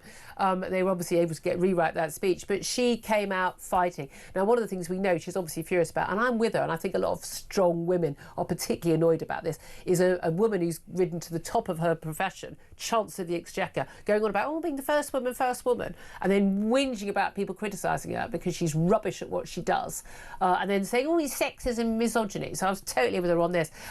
You may not have caught the full Kemi Badenoch speech. Go back and watch it, because it's properly a good watch. It may change your view if you're not a big fan of the Tories and not a big fan of Kemi Badenoch's leadership. It may well change your views. Certainly a lot of Tory backbenchers were very impressed. Someone was particularly impressed at the Crewkern Gazette, which is doesn't appear to be a newspaper, it's obviously just someone on social media, and they have made but it turns out turned Kemi Badenoch's speech into a budget rap. Have a quick watch and a listen of this. All we've had from her is wallowing, wailing, self-pity speeches, victimhood, flailing, crying about misogyny, whining about mansplaining. But listen up, Kemi's here, and the roof's about to cave in. So, Madam Deputy Speaker, let me break it down clean. Woman to woman rate, I'll tell you what I mean. People ain't complaining because you female on the scene. They're complaining because you run the country like a broken machine. Yeah? If you can't see that, I really think you'd find it on social media. It's absolutely worth watching, particularly in the background. Keir Starmer having a cigarette on the floor of the House of Commons. Well, I think that used to be, at one point, I remember that was actually a weird exemption from the smoking ban that they had to cover, because smoking, the House of Commons wasn't covered by it. Yeah. So there was the prospect, if we'd only had Nigel Farage in Parliament 20 years before, he could have been the last there with his cigar. There with his cigar in the Commons. Absolutely. Let's talk about the small ballot. There was a protest outside Parliament as well yesterday, farmers' protest. They were told at the very last minute, on the Tuesday late at night, when some tractors, by the way, were already on the way, they couldn't bring their vehicles into Parliament Square or to central London, and that was bad. Now, I'm of the view that people should obey the law. I know it's old-fashioned, but if we all do that, it will kind of make things nicer, wouldn't it? A lot of people say, we're already on our way. These tractors drive very slowly. They set off at early hours of the morning. You didn't realise. Some just went, sod it anyway, and turned up anyway. And they parked around Trafalgar Square and Whitehall, a lot of them. A few people got arrested. Reaching the ban. I mean, the thing is, the police were saying that we need to not have traffic blocked, but they're the ones who block traffic because they block off traffic on big days like Budget Day or the opening of Parliament, and there's no traffic allowed. In fact, it's quite hard for pedestrians to walk around outside Westminster. So I thought that was a rather strange argument. What did you make of their claim that we can't possibly actually stop any a particular a large Muslim community demonstration in Whitechapel in East London, but we can stop UKIP, and we can stop the farmers, but we can't stop pro-Palestinian and anti-Israel protesters outside a synagogue in North London. I mean, they do seem to pick and choose when they do and don't have the powers to control protests. I mean, yeah, and you think back to during lockdown, right, when somehow they were completely incapable of preventing the Black Lives Matter protest from happening, but there was another one the week afterwards which they came down on like a ton of bricks. The anti-lockdown one. They actually went after people with batons. And I agree with you. I actually think that I am in favour of the police having the ability to restrict protests, and I think that people should obey the law. And there is a perfectly good reason for things like the blocking traffic, because actually the economic economic impact of that can be absolutely enormous, right? If you bring London to a halt, it can stop emergency service vehicles. I don't want climate, just stop oil people doing it either. Yeah. Exactly, right. But I do think that one of the really corrosive things about the way policing is starting to be seen in this country is exactly as you say, that they always go with the easy option, right? And so that means that if you've got a whole load of people who might potentially get violent, what you actually do is you move along the Jewish counter-protesters because they're not going to make a fuss. And that means that what you've done is ceded the public square to the threat of violence. And policing absolutely depends upon, especially British policing, which isn't like European policing, most of our police don't have guns or anything like that, it absolutely depends upon consent, right? And that means everyone thinks it's fair. Yeah. And if you get to the point where ordinary members of the public don't think that the police are fundamentally fair and on their side, our model of policing becomes impossible. Absolutely. And again, as lots of people pointing out, if the farmers had Palestinian flags on their tractors, carry on as you were. And the thing is, and people say that's a joke. No, I think it's probably true. I mean, it would certainly.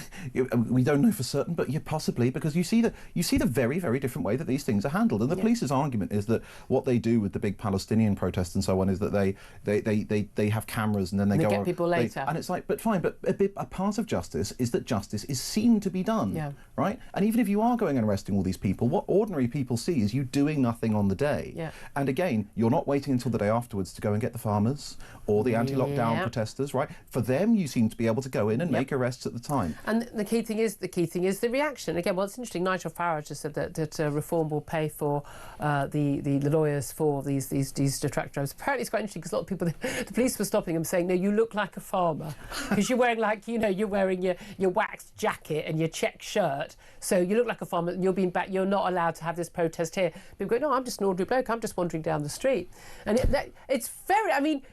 You look like a farmer. Sounds like profiling, doesn't it? It does sound like profiling. Country profiling. You're wearing dark green corduroys and a waxed jacket and a check shirt. Barbers. I mean, it's very interesting. We're going to talk more about migration as well coming up in the next hour. I want to hear your thoughts on everything. Give us a call, 0344 499 1000.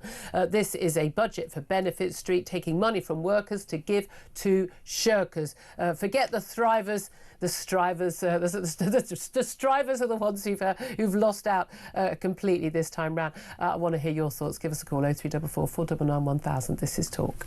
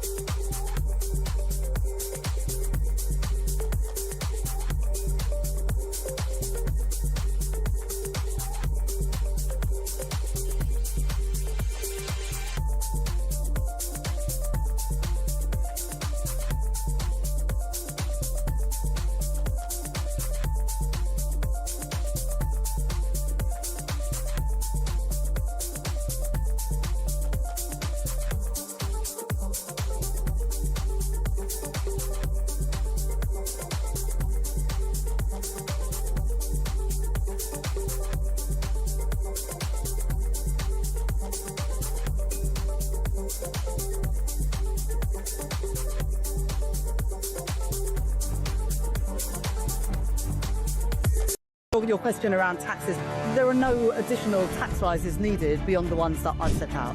Don't need to increase taxes. I'm not coming back with more borrowing or more taxes. I will not increase your national insurance. I will not increase your VAT, and I will not increase your income tax. We don't need to come back for more. We've done that now. We've wiped the slate clean. The economic circumstances have declined, deteriorated since a year ago. We are having to look at taxes and spending. In terms of your question around taxes, there are no additional tax rises needed beyond the ones that I've set out. Don't need to increase taxes. I'm not coming back with more borrowing or more taxes. I will not increase your national insurance. I will not increase your VAT, and I will not increase your income tax. We don't need to come back for more. We've done that now. We've wiped the slate clean. The economic circumstances have declined, deteriorated since a year ago. We are having to look at taxes and across the UK, on DAB+, on YouTube, on your mobile, and on your side. This is Talk. Good morning, welcome back to the show. 11:28 is the time. This is Talk, the home of common sense. Let's get straight to your calls on the budget. Rudy's on the line in Bristol and wants to have his say. Good morning to you, Rudy. Hi there. I think they should have never dropped the 2-child cap. Yeah.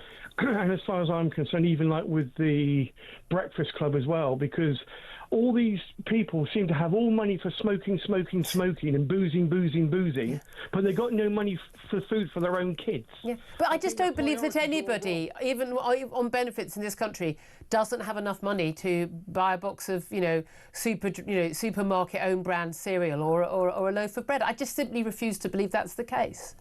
It's not if they can afford to buy cigarettes, yeah, then they should give up cigarettes and put it to their kids. That should be their first priority. I agree with you. Even if you're buying one fizzy drink or a takeaway a week, you can afford to buy your kid breakfast.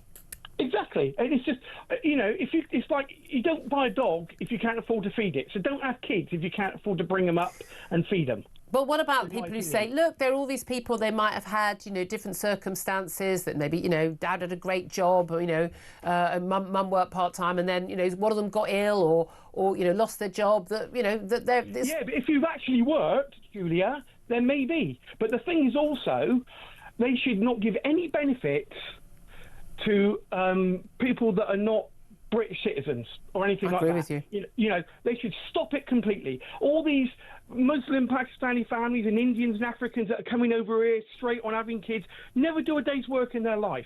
And I'll tell you something. But if there are many who are born here who are British citizens. I said that have come over. Okay. Right? Yeah. I said have come over. Yeah. So let's get straight. And second thing, like my niece, right? I don't have anything to do with her. In a whole over 40 years of her life, she's never had a job. Yeah. It's like when the benefits come down, she has another kid, and so on. But here's the thing.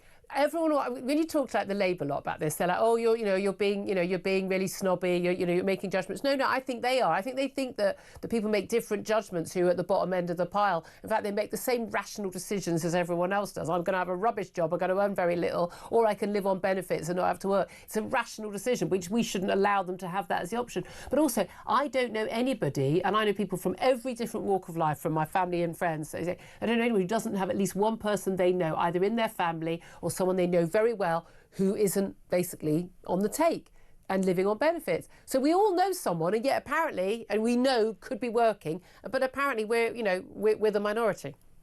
I'll tell you something else as well. I've got a friend that works for DWP. Yep. And every person she comes in, she works in fraud. Everyone that comes up is either Mohammed or they're from Slovakia, and that's all they are. She never gets any British people. Never. So in what area does she work?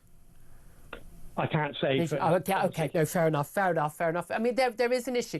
I've got a very good friend who also works in the benefits and who has reported that it does appear to be more the case in recent years. And again, everyone gets very uncomfortable, but, if we're talking about, people's actual experiences, that's what they are. Rudy, thank you for that call. Very hard-hitting there. Ray is on the line. He's also in Colchester. Wants to have his say. Good morning to you, Ray.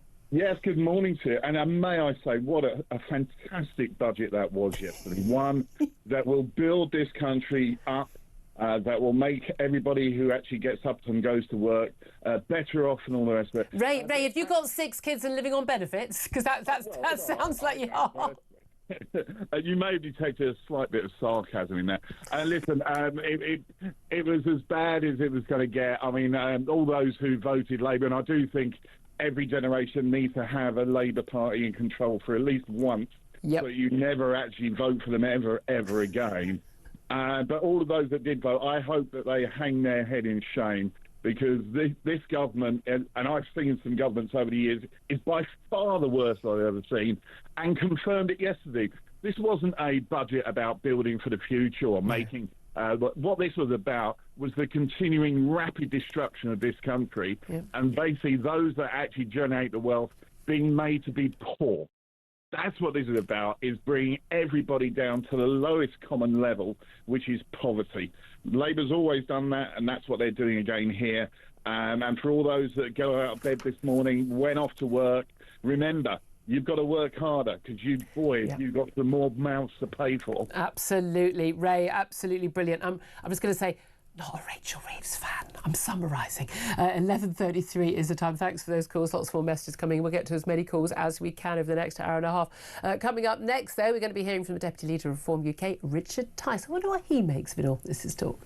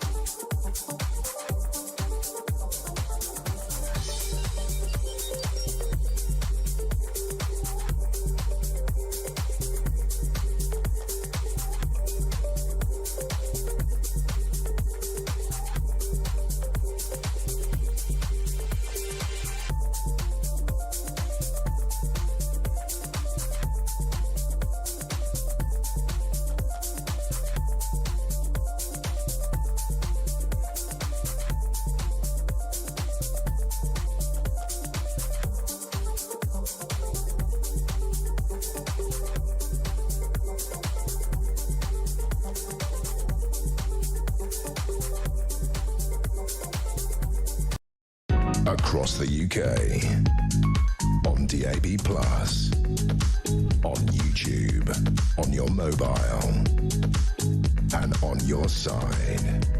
This is Talk.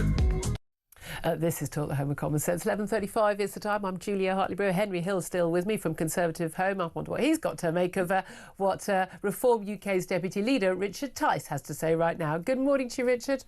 Good morning. Thank you so much for joining us. Well, it was certainly an exciting day yesterday. A little bit of a miserable day for people who, go out to work. We've been talking an awful lot about this as a budget for Benefit Street, taking money from workers, giving it to shirkers, taking it from strivers and giving it to skivers. Is that how you see it? Basically, yes. And how can that be described as exciting? That was a nightmare day yesterday, frankly. I mean, all of the data was bad. Nobody's focusing enough on the dramatic declines in the growth forecasts from the Office for Budget Responsibility. I don't see how they're going to get to 1.5% growth in this current financial year, given the fact that we've got almost zero so far. And then all of the numbers thereafter have been downgraded. The jobs numbers are absolutely dire. Recruitment agents tell me that businesses have essentially frozen hiring, tragically, particularly of young people. But here's the really key point, Julia, that no one's focusing enough on. The borrowing numbers are through the roof. An extra £21 billion in this financial year alone, more than the OBR forecast back in the spring. Yeah. And the same next year and the year after. In 4 years, the borrowing's going to be over 60 billion more. And so you've got all the extra spending and the extra borrowing in the short term, and most of the tax rises come in the back of the parliamentary term. That is a cash flow disaster waiting to happen, almost guaranteeing a whole load more tax rises this time next year under a different chancellor. Well, yeah, I don't think many people are expecting her to get to deliver third budget. Praise be God. It's a very unusual political move as well, isn't it? Although we've had, promise that from the Labour manifesto there wouldn't be any tax rises on working people. There clearly have been, both last year because of the national insurance rise, which does impact working people. I don't know why they thought it didn't, but also promised not to do it again this year. And there we have this clear tax rise with the tax thresholds going up. She made it very clear it was her choice. She kept saying my choice. The Office of Budget Responsibility making it very clear that this was not forced on her by circumstances. This was her choice to do this. And yet, you're saying, look, borrowing's up, that's bad. But the markets seem to be quite relaxed about it. You'd have thought the markets would have gone, hold on a minute, this is all terrible. The numbers don't add up. We're going to be charging more for British debt. Actually, on the contrary, the price of our debt went down. Well, just wait. You never know quite what triggers it. But as the monthly data continues to get worse, and I think sometimes the markets, they place over-reliance in the OBR. I sometimes call them the Office for Incompetent Forecasting, given the wide variations.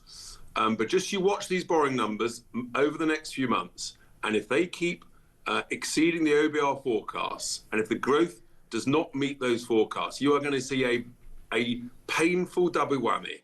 And when the markets turn, it gets very painful very quickly when they get what's called herd instinct. Yeah, well, it was very interesting when we saw Rachel Reeves sort of hitting back about Liz Truss. You just think, have you seen the borrowing figures compared to when Liz Truss was in charge yesterday? In terms of what was, I suppose, the worst stuff that you heard from the Chancellor yesterday, what really sort of stuck in your craw? Well, the bottom line is that it pays to stay at home. Benefit payments are up, and those who set their alarm at 5 or 6 in the morning, they're all being penalised. Real disposable income per household is down every single year. Real disposable income is now no higher than it was in 2008. We've had essentially 20 years of actually negative disposable income. That's why working people feel poorer. Yeah. And if you keep raising benefits that, of course, are tax-free, and you keep freezing income tax thresholds on those who do work, you've got a desperate double whammy where essentially it no longer pays to go to work, and that's what we're seeing. So it's a budget for Benefit Street, but as in terms of growth, making work pay, making risk-taking, being an entrepreneur, a small business owner pay, frankly, many people are not going to bother, and many people are saying, I'm off to the golf course or I'm fleeing the country. Well, and that's one of the big worries. And we know that, 250,000 people last year did leave the country. And we've also got the latest migration figures suggesting an awful lot of people come to the country. It's going down. And the figures are, there are quite a whole range of figures. But net migration to the UK has dropped by 2/3. It's the lowest figure in 4 years, we're told. It's still, of course, absolutely sky high, with an estimated 204,000 more people coming to the country than leaving the country in the 12 months to June. Now, a lot of this actually is not down to what has happened since the Labour Party got in July 24. It's down to what Rishi Sunak did when it was exposed that we'd had the Boris wave. But what do you make of those figures? Are they at least going in the right direction? I tell you what I'm making. I'm claiming credit for them, and Reform UK is claiming credit because we made such a song and dance 12 to 24 months ago that actually the Tories changed tack and essentially made some, completely reverse their previous uncontrolled open borders process. That was purely because of the pressure from Reform UK. So look, the numbers are in the right direction. They've got a long way further to go, but don't be deceived. In addition to those numbers, I think there's another 110,000 asylum claims from all sorts of people, where they've come here on a boat or come here with a student visa and then claimed asylum. So the numbers are still way, way too high. And the last thing we need is more people in this country. We've got to get our own people back into work. Well, that's the thing, actually. Predictions from the Office of Budget Responsibility yesterday, whether we're actually going to see rising net migration to 340,000 by the end of the decade. But actually, an awful lot of the fall isn't a fall in the number of people coming, it's a rise in the number of people leaving. And unfortunately, a lot of the people who are coming are low-skilled, low-wage migrants from, let's face it, the third world. And a lot of the people who are leaving are people, entrepreneurs, people who are entrepreneurial and aspirational and high earners who are fleeing higher taxes. So the one in, one out, it doesn't work for us economically, does it? Well, that's why we say that no overseas nationals should be paid any benefits whatsoever, because if we're told that people need to come here to work to fill the jobs, well, the clue's in the name work. Either work or in the nicest possible way. It doesn't help us as an economy. It doesn't help us as a nation. So we want high-skilled, highly qualified people who speak the language, who integrate into the communities in numbers we can absorb, and then everyone's a winner. Otherwise, this thing doesn't work. And that's before, by the way, the impact of AI in terms of the quantity of, for example, white-collar jobs. We'll get through it, but it is a significant shift it's another whole industrial revolution. And the last thing we need is more people. We've got to get our own people back into work and make sure that we can keep people in work using AI. But we're told we do need more people. What we specifically need is more working age people, particularly more children, to become the next working age generation to fund all of us when we are in our retirement. Because as we know, we don't have a pot for most of us that just sits there all in the treasury in the corner. Oh, that's the one for Richard and that's the one for Julia. It's actually money that's being spent day to day. So we need to have more children. In which case, do you not support measures in the budget? I'm pretty sure I know the answer to this, Richard, but measures in the budget which are encouraging people to have more children by paying, for instance, an extra $3,500 a year to parents on universal credit who can't afford their kids to look after the kids they do have if they have got more than two? Well, the key is in the word work. And so we want more British-born children who are part, essentially, of working where you've got two working families, but on low incomes, and many people are working, doing critical jobs to the economy, but on low incomes. They shouldn't be denied the ability to have children. So that's why we've said have a targeted focus on low-income working parents, where you've got two parents at work. That's what we want to do. Two parents working full-time? Yeah, that sort of thing, and you can look at not that sort of thing. Either two parents working full-time or two parents work. I mean, it's not a mystery why people who work part-time or one of two people work part-time, but they can't pay their bills, is it? Well, everyone else is striving, doing a 40-hour week. The key clue is in the word work and the incentive to work, and people who want to contribute to their community by working and to our economy by working. That's where we're at on that. But overall, if you don't make work pay and you don't make entrepreneurs, if you don't give them a reward for taking the risk, then we're not going to get any GDP growth, and we're heading towards a major drama. I'm interested in Nigel Farage offering to pay the legal fees for the 80 farmers who were arrested yesterday, that protest outside Parliament. Well, they were banned from being outside Parliament with tractors. A number of tractors and farm vehicles were brought to the capital in breach of that order, which came very late in the day. Why is Nigel Farage offering that? Because it was absolutely disgraceful, the treatment of the farmers. They'd been told for weeks that they could have a lawful, peaceful protest. The last time they came to London, they left the streets cleaner than they found them in the morning. And the reality is that because the farmers didn't want to fly pro-Palestine flags on their tractors, they weren't allowed, because it might be a bit embarrassing for the Chancellor and the Prime Minister. And one chap was arrested for blowing the horn of his tractor. I mean, for heaven's sake, what's going on? So we've said, and we will be helping a number of those arrested with their legal fees. We just think it's wrong. It was a political decision by the senior management of the Met Police for all the obvious reasons. Is it two-tier policing?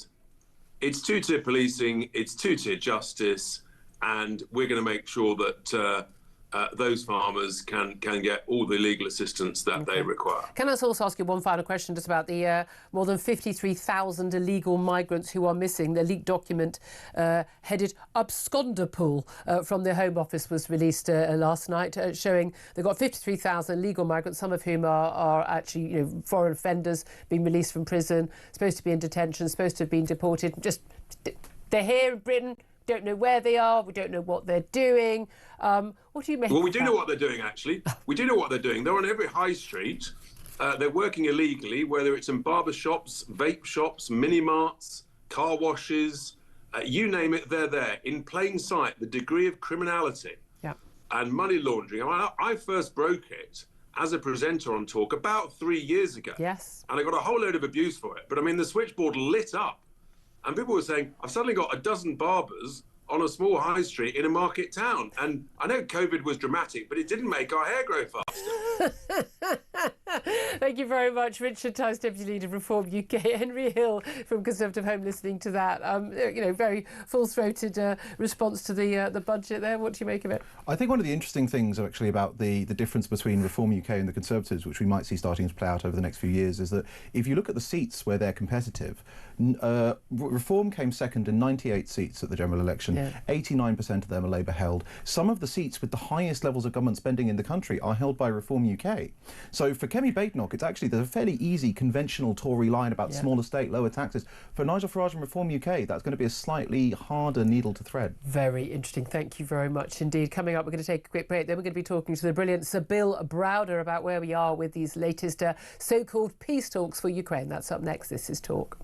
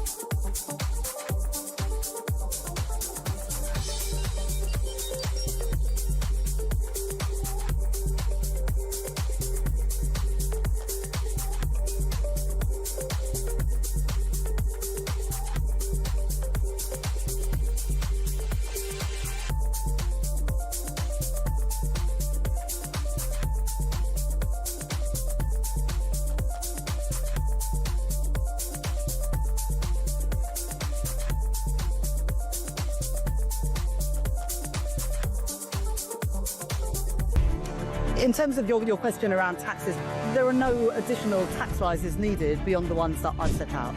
Don't need to increase taxes. I'm not coming back with more borrowing or more taxes. I will not increase your national insurance. I will not increase your VAT, and I will not increase your income tax. We don't need to come back for more. We've done that now. We've wiped the slate clean. The economic circumstances have declined, deteriorated since a year ago. We are having to look at taxes and spending. In terms of your question around taxes, there are no additional tax rises needed beyond the ones that I've set out. Don't need to increase taxes. I'm not coming back with more borrowing or more taxes. I will not increase your national insurance. I will not increase your VAT, and I will not increase your income tax.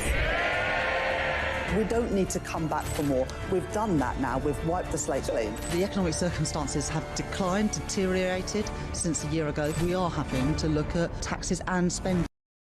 Across the UK, on DAB+, on YouTube, on your mobile, and on your side. This is Talk.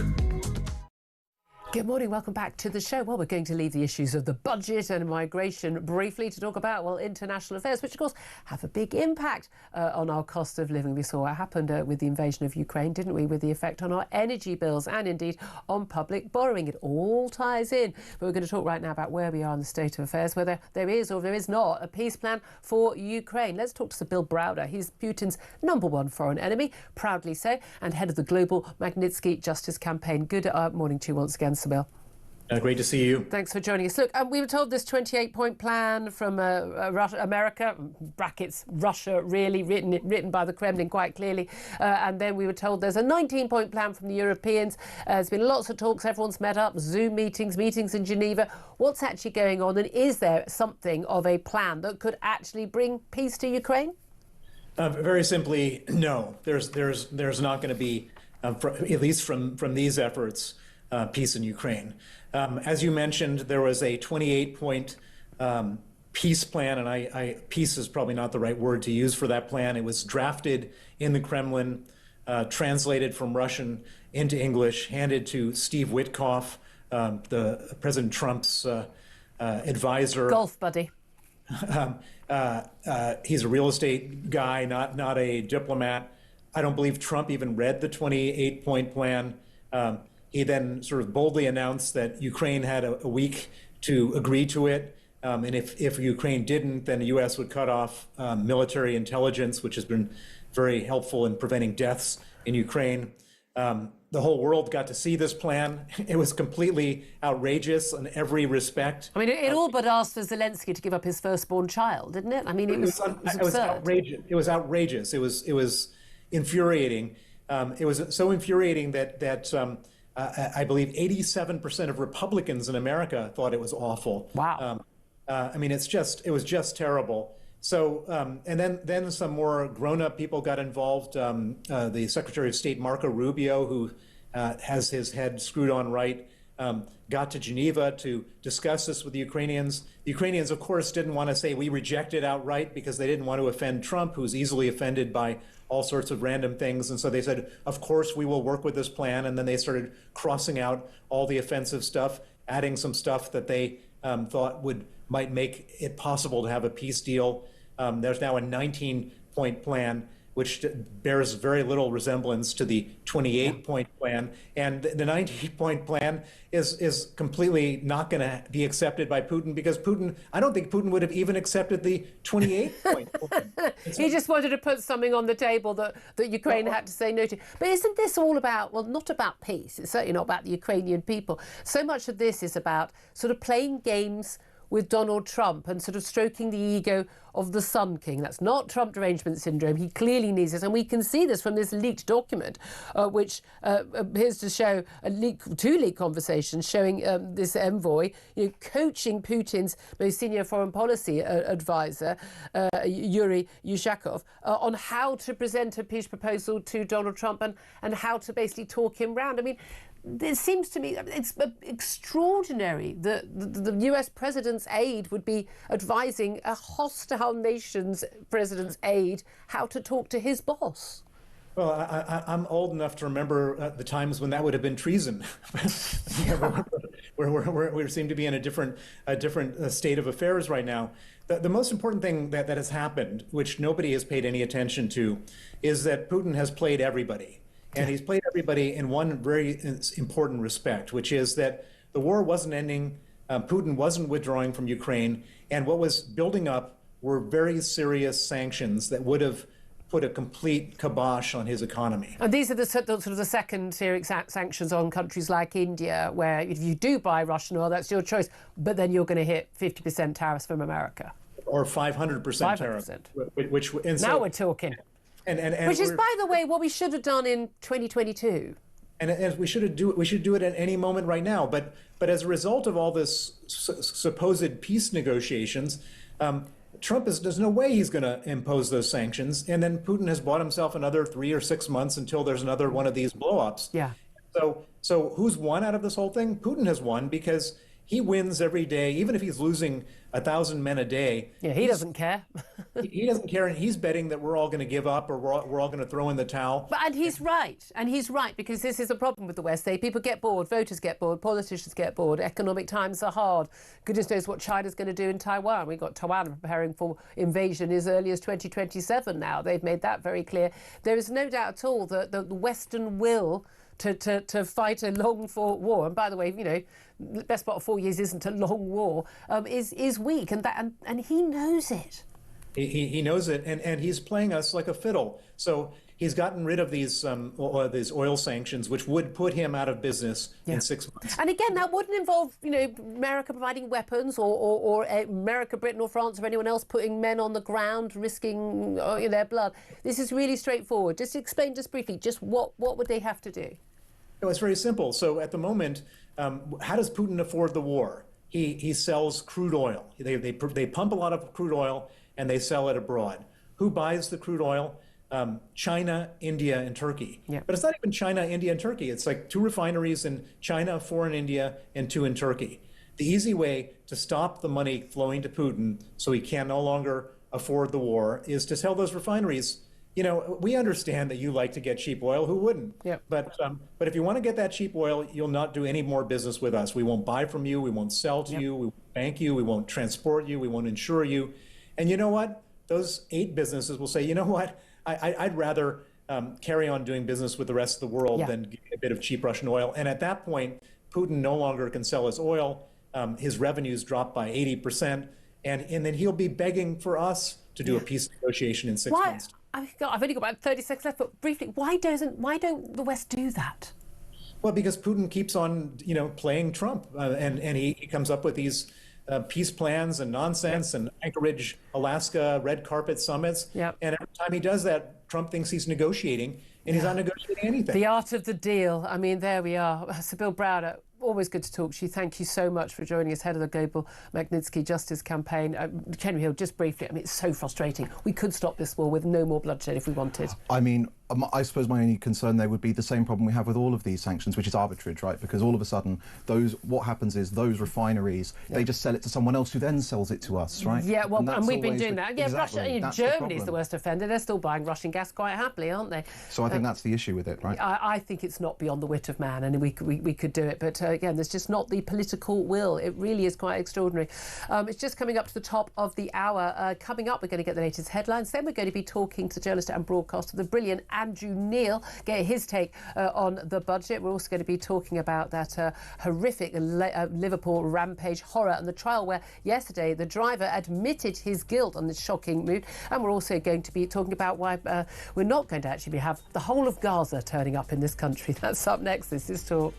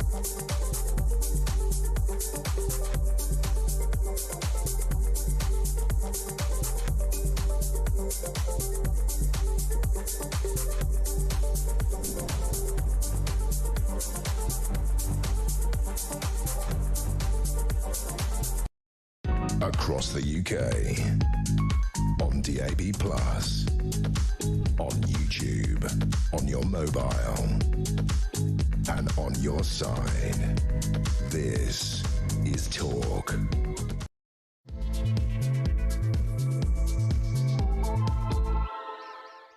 A very, very good afternoon. Welcome back to the show. It's 2 minutes past midday. This is Talk. We're the home of common sense, and I'm Julia Hartley-Brewer. Whether you're listening on DAB+ radio or on your smart speaker, watching on YouTube or your connection device, thank you so much for your company. And don't forget, as you've probably been hearing the whole of the last week, our Talk TV app will be no more next Monday. That's the 1st of December, extraordinarily, but it's going to become the Talk app. But you're going to have to download the new app. If you're able to download the first one, you can do this one. It's not an issue, but you'll still be able to get all of your favourite shows and the podcasts as well. So keep on watching, keep on listening. Lots more chat coming in the next hour before I hand over to Ian Collins. And let's face it, most of the chat is about the budget. Extraordinary announcements yesterday, which were a blatant breach of manifesto pledges and indeed a breach of promises the Chancellor made only last year at her first budget, where she said she wasn't going to come back for more money. But Rachel Reeves delivered a budget that was a budget for Benefit Street, taking money from workers to give to shirkers, from the strivers to give to the skivers. It's not gone down very well, apart from on the Labour backbenchers, because they're so happy they're going to give more money to people who don't work or only work part-time to have more kids. What a brilliant, brilliant decision that is. That £30 billion tax bomb has been dropped on Britain, and it is busy exploding all over the place. Well, we're going to talk about that. We're also going to be talking about the former Royal Marine, Paul Doyle, who surprisingly pleaded guilty yesterday in the second day of his trial over driving into Liverpool's Premier League title celebrations earlier this year. We'll talk about that. Plus, fantastic good news for once on the Home Affairs front. Shabana Mahmood, the Home Secretary, has overturned a human rights ruling that granted Palestinians fleeing Gaza refuge in Britain that could have led to, well, basically pretty much anyone who's ever known anyone vaguely in Britain being able to come here. So that's at least some good news. But let's face it, there isn't much of it.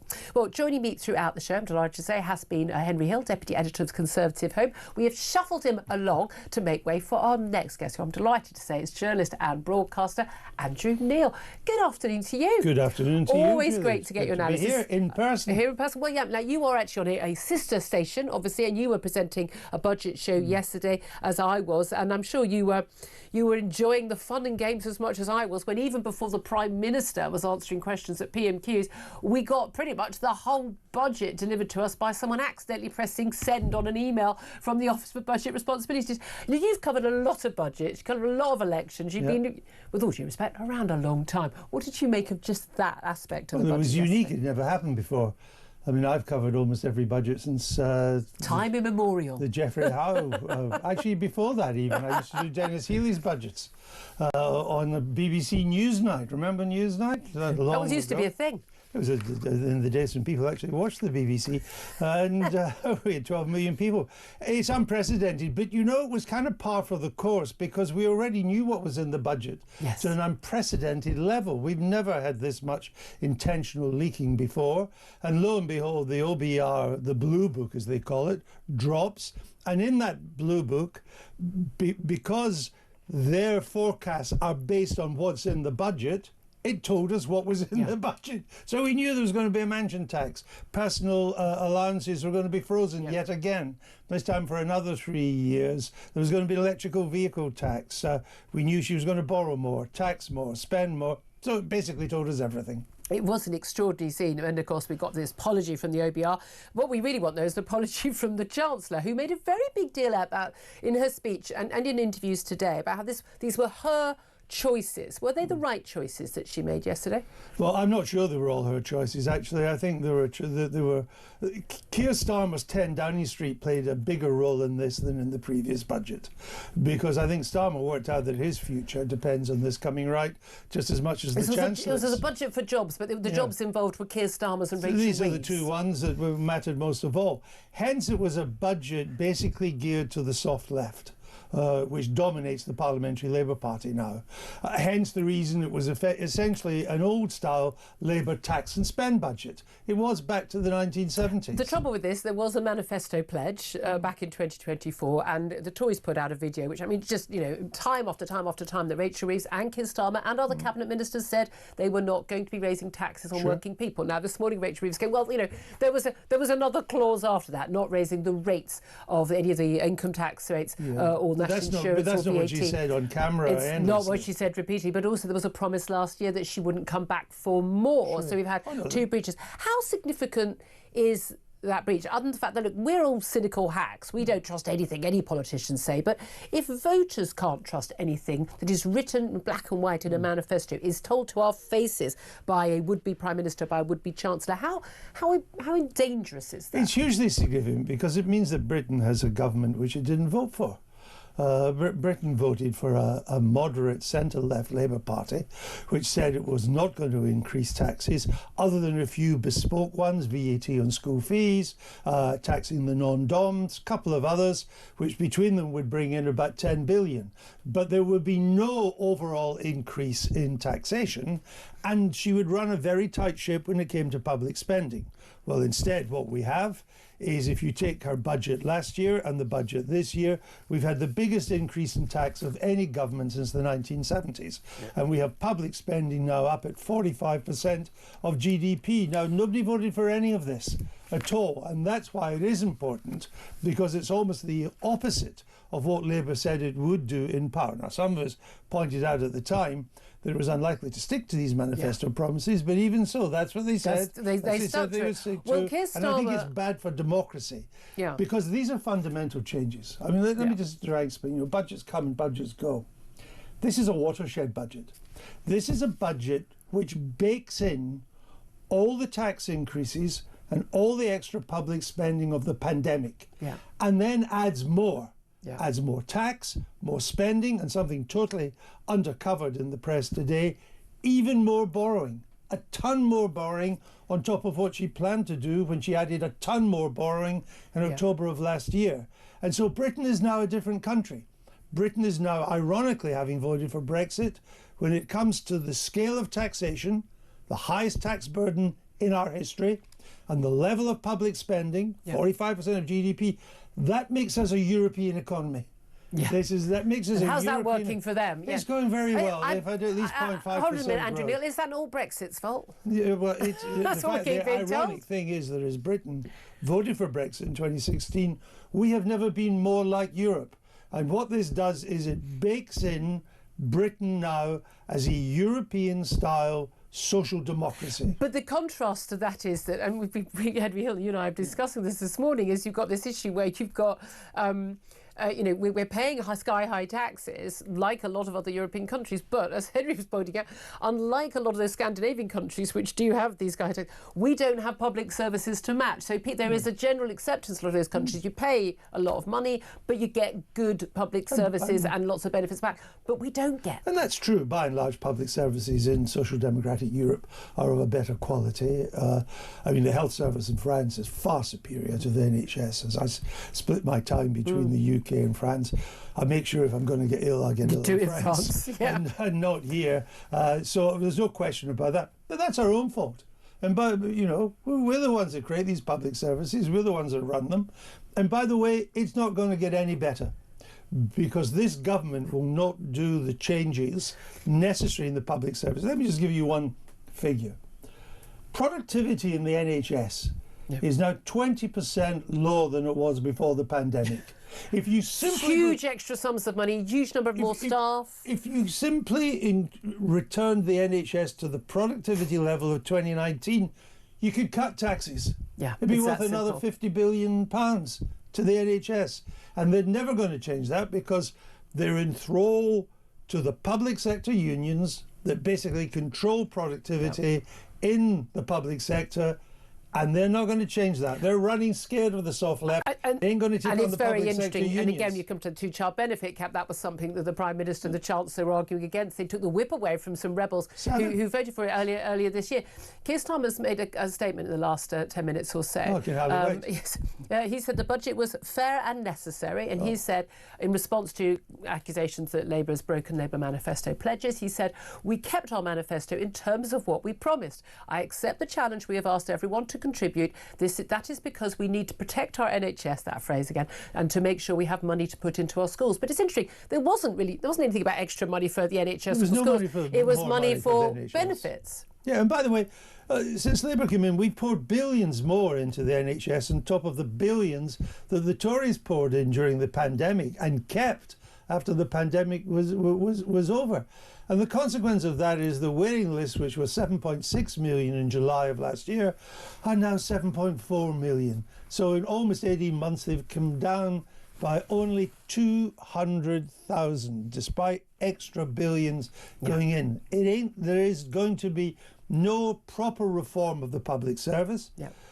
AI is going to take over the private sector, and the public sector is going to become an antediluvian museum while the private sector. But to be fair, someone's got to order the fax machines and the pages. Oh, well, someone's got to keep them in business. In fact, someone just asked me to send a fax, and I had to look up my dictionary.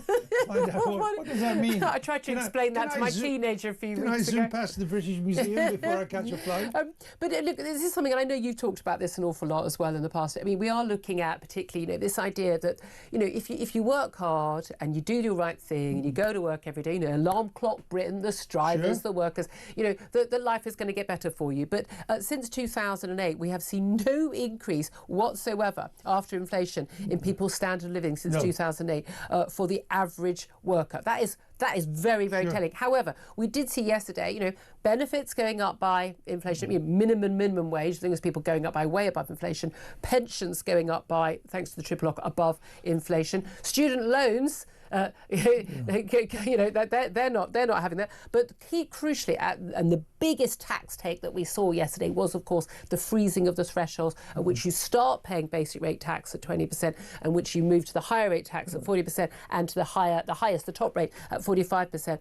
We've now got an extraordinary, 1 in 4 people now higher or above rate taxpayers. Yeah, for 7% some years ago. Well, for a tax rate, when Nigel Lawson, one of the budgets I covered, when Nigel Lawson introduced the 40% tax rate, he made it clear it was for people who earn big bucks. It was the super rich. And you could have no deductions. I mean, in the old days, you paid a marginal rate of 83%, but you could deduct everything. Lunches in the city, mortgage. Oh, the good old days. You could deduct your mortgage from it as well. Buy a yacht. You could, of course, you could. Yeah. First mortgage tax, first mortgage I got, I could deduct all the interest on it. So it made it possible to do that. So 40%, no deductions. If you earn more than a certain amount, 40% of your income goes to the extra, goes to the Treasury.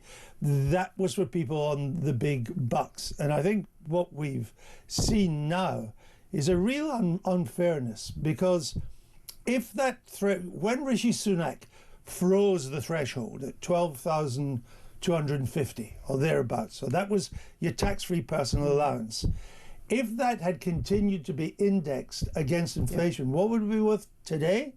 15,500. You can make 15,500 pounds before you paid tax. As opposed to 12.5 grand. Right. Assuming inflation continued the way the OBR says, by 2030 it will be worth 17,300 pounds. A real boost to people on low incomes not having to pay tax. But instead, what we have after yesterday is that people who get up, work hard, often for not big salaries, do their best, their thresholds are frozen, they're paying more in real terms, but if you're on benefits, they're all index linked. And I think that fact will come back to haunt Well, the this is government. it, because the Labour benches were cheering this on. They were very, very keen on it's this. the And there's no welfare doubt, party. and there's It no is the doubt at all welfare party. that's who Rachel Reeves was trying to please yesterday. But Labour voters, like every other voter, on average, don't support it. Now, the Labour voters are the least supportive of keeping the cap, but nevertheless, more than half of Labour voters wanted to keep that cap. And my guess is because they live near people and they know people who are in this situation. They've got a load of kids they can't afford, they're not working full time or if at all, and they're wondering why the heck they're expected to pay more taxes to pay for them. Is the Chancellor, our Labour MPs, are they just massively out of touch, or were they doing this, as many suspect, because the largest number of families, or the groups, the communities in this country who do have, 4, 5, 6 plus kids and would benefit the most from this axing of the cap are families of ethnic minorities, particularly Pakistani, Bangladeshi, Black African, and also Afro-Caribbean, and they tend to live in largely Labour voting constituencies. Was this just literally a bung to their own voters? That may have been the consequence of it, but I think it's also they believe in this. They believe in an expanding welfare state. The purpose of government is to redistribute in favour of welfare. That is their modus operandi. And that is why, to save their own skins, Mr Starmer and Ms Reeves kowtowed to the backbench. This is now a government walking a tightrope between the soft left on the Labour backbenches and the gilt markets, keeping a wary eye on how much are they going to borrow. They seem to be not particularly bothered. It takes a while. So far. It takes a while. Unless you're as stupidly reckless as Liz Truss, it takes a while to sink in.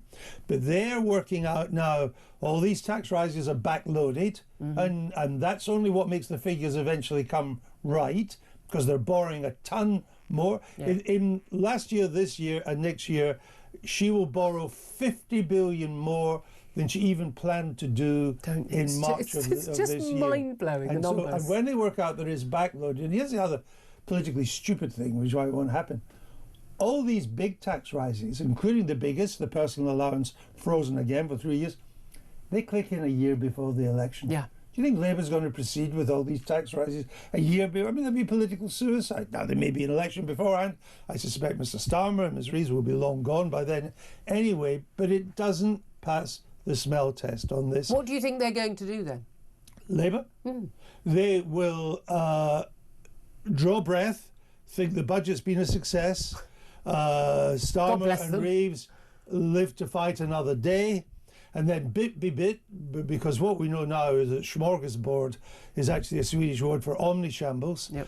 Bit by bit, it will unravel. And the revenues they say they'll get will turn out not to be. The gilt markets will notice that and say, hey, hold on, what's happening here? And looming up in May next year are elections which Labour will lose in England, Scotland, and Wales. And that is when the balloon goes up. Yeah. So this is really all about, they hope, short-term political gain, or to see them through. Or just it was a budget for survival. Budget for survival, but the rest of us are left picking up the bill. To survive. Yes, but things are. I mean, things aren't. I just want to ask you about two other taxes that sort of really struck me. One was about the paying per mile tax on electric vehicles. I've got to be honest, I did chuckle a bit about that, on the basis that I've been saying for years, like when you get your free parking, your free congestion charge, and you're not paying fuel duty, you buy your electric vehicle.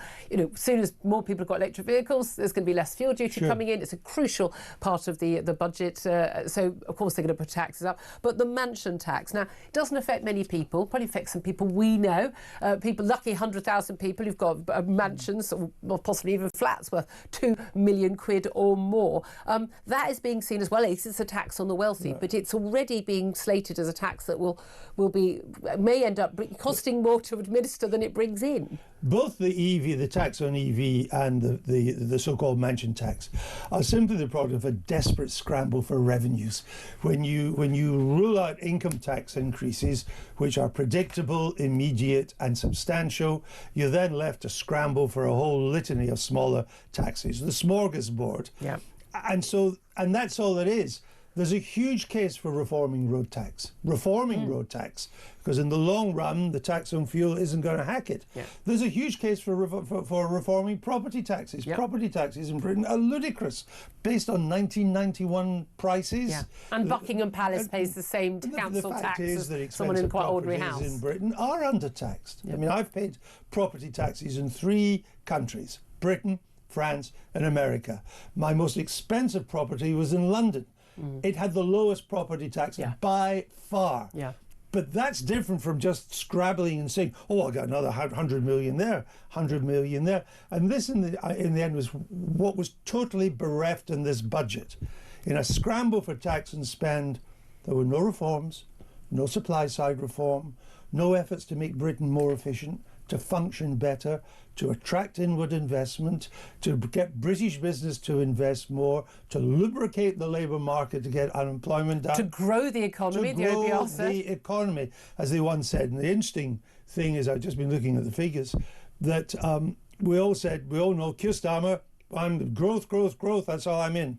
Well, the OBR in the final Tory budget said by 2029 the economy would be 9% bigger than it was in March 24. Mm-hmm. The sums done yesterday, it'll only be 7% bigger. Ouch. In other words, even growth. Both are dire, but it's even worse. He said 9% sounds Again, right home about. Happy They've made it Thursday, even worse. everybody. I'm leaving for New York this afternoon, so I hope you enjoy yourselves. And you, Neil, I may not come back. That's the worry, that a lot of people won't come back, particularly our young uns. Journalist and broadcast, the brilliant Andrew Neil, thank you very much indeed. Up next, we're going to take your calls. Get in touch, 0344 499 1000. Your thoughts on the budget. This is Talk, the home of common sense.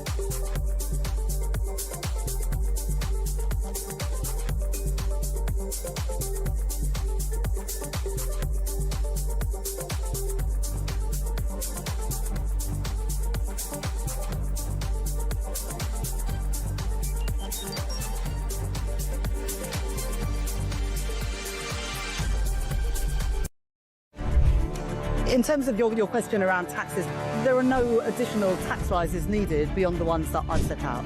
Don't need to increase taxes. I'm not coming back with more borrowing or more taxes. I will not increase your national insurance. I will not increase your VAT, and I will not increase your income tax. We don't need to come back for more. We've done that now. We've wiped the slate clean. The economic circumstances have declined, deteriorated since a year ago. We are having to look at taxes and spending. In terms of your question around taxes, there are no additional tax rises needed beyond the ones that I've set out. Don't need to increase taxes. I'm not coming back with more borrowing or more taxes. I will not increase your national insurance. I will not increase your VAT, and I will not increase your income tax. We don't need to come back for more. We've done that now. We've wiped the slate clean. The economic circumstances have declined, deteriorated since a year ago. We are having to look at taxes and spending. Across the UK, on DAB+, on YouTube, on your mobile. and on your side. This is Talk. Good afternoon, welcome back to the show. 12:26 is the time. Henry Hill's still with us, Deputy Editor of Conservative Home. Fascinated to get Andrew Neil's take, especially on the budget, having covered so many budgets over the years, even more than me. That's how old he is. But he really knows his stuff and he knows his numbers. And just talking about this, like, so even as bad as it is, it's going to get worse. That's kind of the message I took from what Andrew Neil said. We don't even have the full horror yet. Well, because none of it has done anything to change the fundamental trajectory of the economy, which is ageing population, runaway revenue expenditure, not enough working age people, paying too much tax. No already. Productivity, exactly, no growth, no wage growth since the old. Everyone having a nice day. There hasn't been real wage growth in the entire time that I've been working in the economy, and I think sometimes the problem is when we talk about the bond markets, right? Is that yes, a bond market crisis would immediately topple a government, but sometimes as we know. Well, indeed. Hi, Liz Truss. And I think that we sometimes therefore make the mistake of assuming that if the bond markets aren't panicking, we're being well governed. Yeah. When actually the only thing that means is that the bond markets think they'll get their money back. Now, almost 40% of all bonds they're called short-term conventional gilts, which is a maximum of 5 years. More of them are 10 years. They're not saying that in 20 years' time Britain's not going to be a complete bonfire. Yeah. They're saying they'll have got their money out by then and nothing else. You make a very fair point. This is, it just gets worse and worse, doesn't it? I've covered many a budget over the years, and nearly always you'll say, oh, this is good, and yay, cheer, cheer, cheer. And then afterwards, you go back, you have the huddle outside in the lobby with all the journalists watching, and then the special advisor to the chancellor's outside, and you're looking through the numbers, and then you get the bad news, and it comes out over the next few hours or days. We had kind of like all the bad news on the floor of the House yesterday, and it's not good, but it's going to play out over the next few years in a very bad way. Yeah, so it's the bizarre thing about the fact that they started leaking budgets, right, which is previously nobody did. Yeah, and that meant you really got all the good and bad that. news on the same time. And then the Conservatives did this. They started leaking all the good news. And so you've got a couple of weeks of good news stories. But then all that meant was the only thing the journalists had to write about the day after the budget was everything wrong with it. But also, I don't like the idea of anything, we're trying to say we're going to put income tax up by 1 or 2 pence the pound, or we're not going to put it up. But these things being decided on a whim. There's no thought through philosophy, no thought through, economic theory or no plan. And as one of my guests said the other day, it's not just they've got a plan and they're not sticking to it. They haven't got a plan and they're not sticking to it. Well, it's that bad. Well, let's go to the calls. 0344 499 1000. Your thoughts on Rachel Reeves delivering a budget for Benefit Street, taking money from workers to give to shirkers, from strivers to give to skivers. Let's talk to Matthew, who is in Cheshire. Hello, Matthew. Hello, Julia. Hello. Good day to you. Lovely to talk to you. What do you want to say? Yesterday, Rachel, with an abacus, stood at the dispatch box and basically stuck 2 fingers up and blew a big raspberry at all working class people in the United Kingdom. Yeah. What she did was a disgrace. She might as well just rip up the manifesto, say whatever you want, and just screw everyone who works, because that was absolutely disgraceful. The only thing she's done is put any Labour voter who's got any ounce of sense voting towards either reform or maybe the Tories, because the Conservative leader did an excellent job, and that might just split Reform up. That's the only problem. We need a strong right-wing party, whether it's Reform or Tories, to set this Labour shambles to task. Well, I had quite a few Tories say to me, and I said, well, you lot deserve to be out of office last July. And they said, oh, careful what you wish for. And I said, oh, no, I'm fully aware there's going to be a Labour government. I think the country needs a dose. I think people need to have a little bit of a memory. And I think the Labour Party needed to have a little bit of experience of, oh, look, it turns out governing's quite difficult. You have to make difficult choices and do the right thing. And you can't just keep saying, spend more on this, spend more on this. It doesn't work. The numbers don't add up. Well, she's walking around on TV. She won't come on talk to you. No. She won't speak to talk, because you know that you would tear her a new one. You would make. She'd be crying like a little baby. Everyone said that Kemi was brutal yesterday. I can assure you, I would be more brutal. Genuinely. Absolutely. I couldn't agree with you more. I'd pay good money to watch you have a go at her. Let's try and see if we can make that happen, eh? Matthew, thank you very much. But of course, that would just be us being sexist, wouldn't it?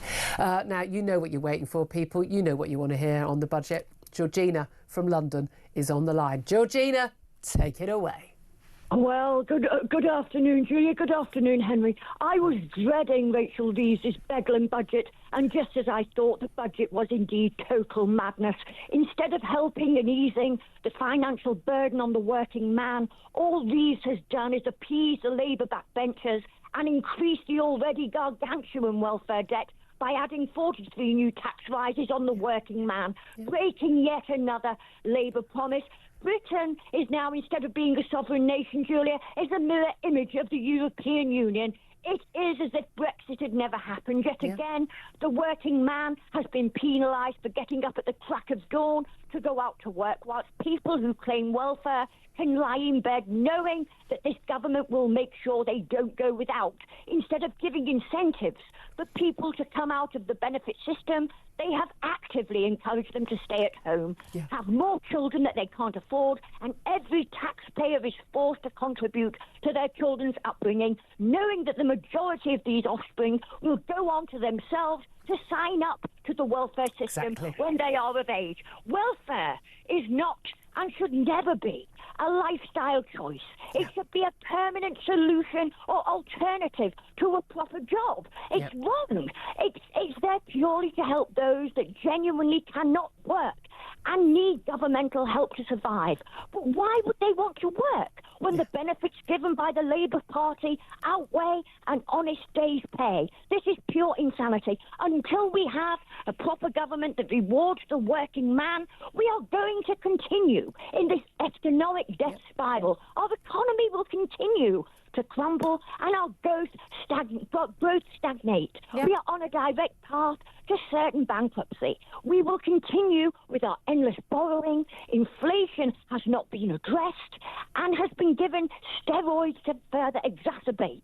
We need to cut benefits to get the welfare bill down so as to cut taxes. This has not happened. We need to lower the cost of living.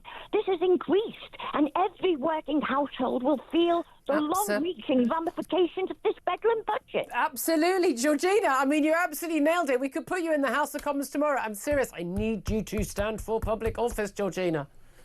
Bless your heart. You know what? I'm seriously considering standing for public office. Yes. That's what because Come on. things are getting from bad to worse, Julia. Vote. And we can't go on like Vote Georgina. Vote early, vote often. That's all I can say. Thank you very much indeed for that. 12:33 is the time. Henry's just sitting there absolutely stunned. I mean, I could go for Parliament so you don't steal my job. Yeah, that was a whole thing. Not a single right? No. Perfectly delivered. So that's fine. I don't even bother. So take it away. It's the only... Always. She nails it every single time. 12:33 is the time. Up next, we're going to find out about why we suddenly had such a big change in the court case involving the horrific driving into that Liverpool victory parade when we saw the former Royal Marine suddenly changing his plea to guilty to injuring all those people. We'll talk about that with Danny Shaw up next. This is Talk.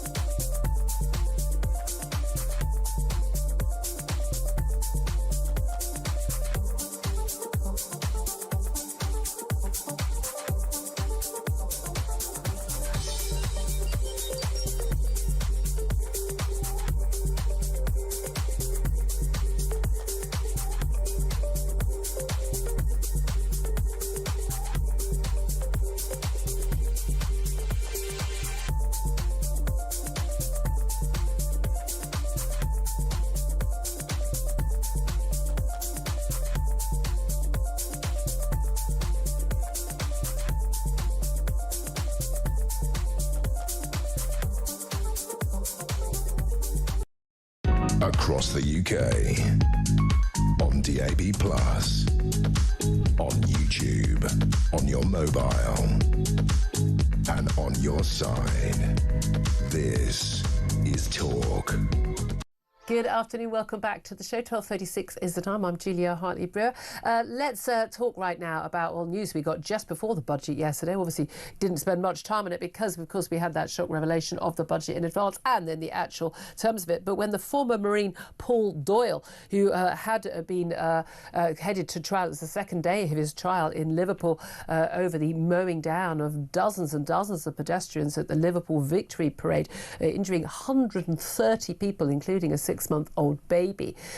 He suddenly changed his plea from not guilty at the start of the trial, with a jury already sworn in, to guilty. Well, let's talk about this with Home Affairs commentator Danny Shaw.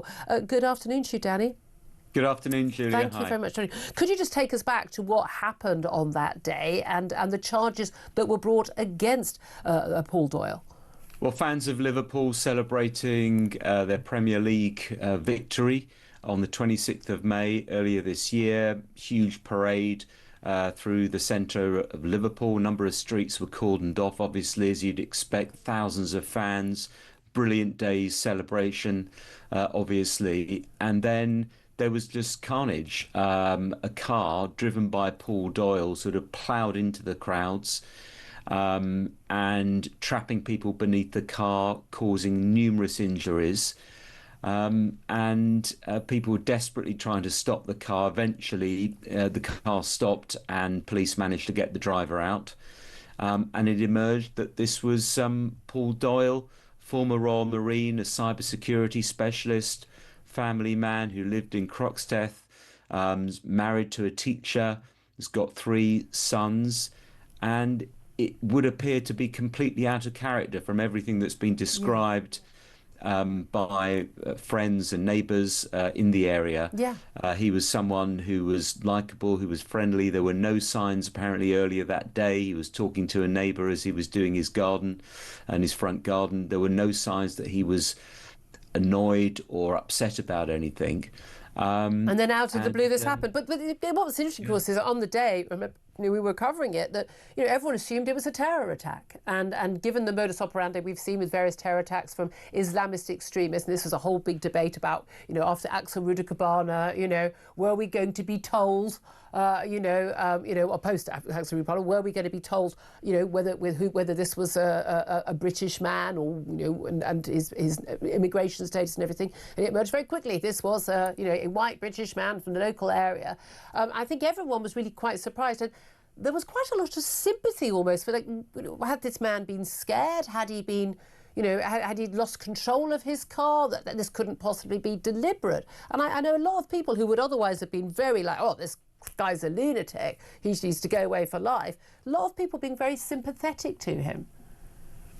Well, I think there was an initial sort of bewilderment, as you said, was it had the hallmarks of a terror attack, and then it emerges it clearly isn't a terror attack. And, bewilderment. Did he have some kind of seizure in the car? Did he panic? Was he overwhelmed by the crowds? Was he trying to get out? All of those things. But when you listen very carefully to the statements that were made after yesterday's hearing, which he suddenly changed his plea to guilty on all 31 charges in front of him, and you listen to what the police and prosecutors said, and you look at the evidence, it's quite clear that this was a deliberate act. It was calculated, in the words of the prosecutor, Sarah Hammond. He intentionally drove into crowds of innocent people. He had become increasingly agitated by the crowds. She said it was calculated violence, not a momentary lapse.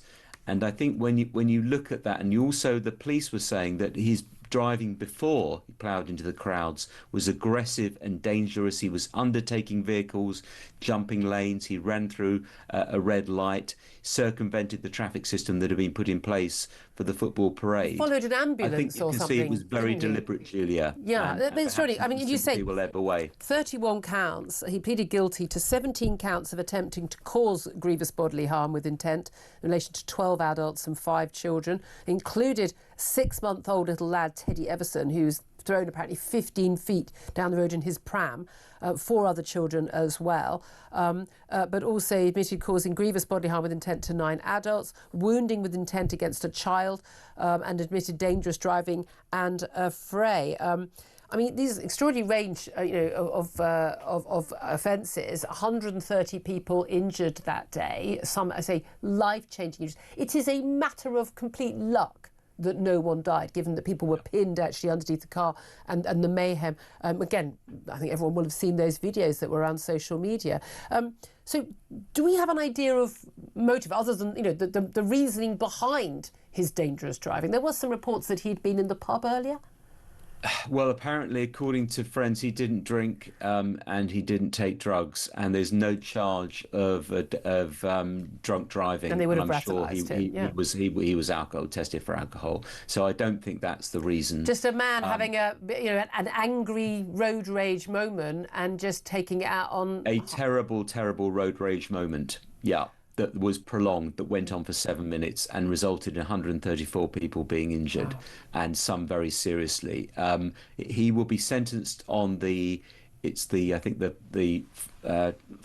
and 15th and 16th of December. He's been told by the judge to expect a custodial sentence. I think it's going to be lengthy. The maximum sentence for some of these offences is life imprisonment. I don't think he'll get that.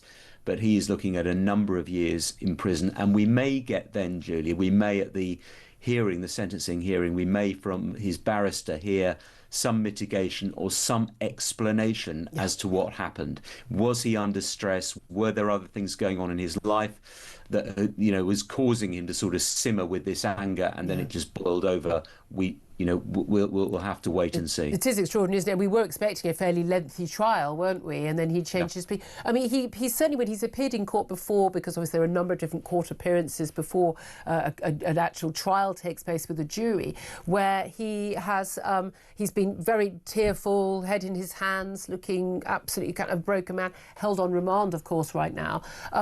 Is there any reason being given for why he's suddenly on day 2 of his trial? We know a lot of people who've accused of crimes, when the trial day actually comes, they actually plead guilty because there's the last chance to get a lower tariff for any crime that if you believe you are going to be found guilty for it. But do we know why at this point in the trial he decided to change his plea? No, it's a mystery. He pleaded not guilty all the way through. The jury had been sworn in the day before. Yeah. And then this was going to be the prosecution opening the case. I can't believe it's because, like some defendants, they wait to see whether the witnesses turn up. Yeah. And then when they do, then they realise, OK, the game's up, and they switch their plea to guilty. Some other people are hoping that they might get a discount in their sentence. He's not. He will get very little credit because he pleaded guilty so late. So I can't see that's the reason. I think perhaps it just took him until that moment to realise, to acknowledge what he'd done and the fact that this 3 or 4 week trial was about to start. I mean, so what has gone on in his head, we can only speculate. And you're going to hear the testimony from those who've been injured as well. Danny Shaw, really appreciate you joining us, explaining all that to us. Home Affairs commentator Danny Shaw. Henry Hill listening to all of that from Conservative Home. Obviously not a political story, but I remember at the time, it was a very big deal. It was a big deal about whether or not he'd be identified quickly by the police, that the whole, 2-tier policing and the like, but also just the utter sort of bewilderment at what could possibly have driven this sort of completely average, normal family man to have done something so heinous. And I think the thing is, my assumption when I heard that it was an ex-serviceman was that it was potentially some sort of PTSD, right? Because, if you think if you're deployed in Afghanistan or Iraq, you're in a vehicle that's surrounded by crowds, there could be a bomber in it, there could be an IED, but apparently not, right? And I think that that must be in one ways one of the strangest things about this, especially for those poor people who were hurt or who had loved ones hurt, because at least even if it's a terror attack or it's a machine malfunction or whatever else, having an explanation. But this seems to be somebody who has no underlying mental health condition that we can, with no reason to be angry, who then did a deliberate 7-minute attack. It's just it's utterly bewildering. It really is. I mean, that ties in also. They're waiting for the jury to arrive. Of course, we've got a jury being sworn in the day before. We've got this attack on jury trials from the Justice Secretary David Lammy. Of course, when he was Shadow Justice Secretary back in 2020, famously said that the jury trials were, absolutely fundamental to our democratic system, and apparently now they're not, and he wants to go further and faster than what was even recommended by Lord Leveson in his report, suggesting, how we could actually speed up and make more efficient the justice system.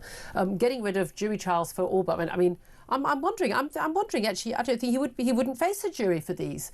If David Lammy had his way, there would be no jury there to deliver that verdict, because this isn't rape or manslaughter or murder. This would be GBH and other charges. So there wouldn't be a jury. How worried are you about the idea that you wouldn't, for such serious charges, that you could actually not have a jury? I mean, so I think there are definitely cases where there is a case for restricting jury trial, but it's really complex white-collar fraud, right? Those fraud cases that take 2 years. They take 2 or 3 years. People have to give up their entire lives. They're not trained accountants or financiers. There's no real prospect of them actually following it. And so in those cases, I think there is some case for reform. But ultimately, juries are not the reason that we have a court backlog, right? Exactly. The court backlog is because we don't have enough, magistrates and judges, and we don't have enough prison places, so we can, or enough money to have enough courts open. Exactly. Yeah. It's not they say it's going to clear the backlog, but it's not going to clear the backlog.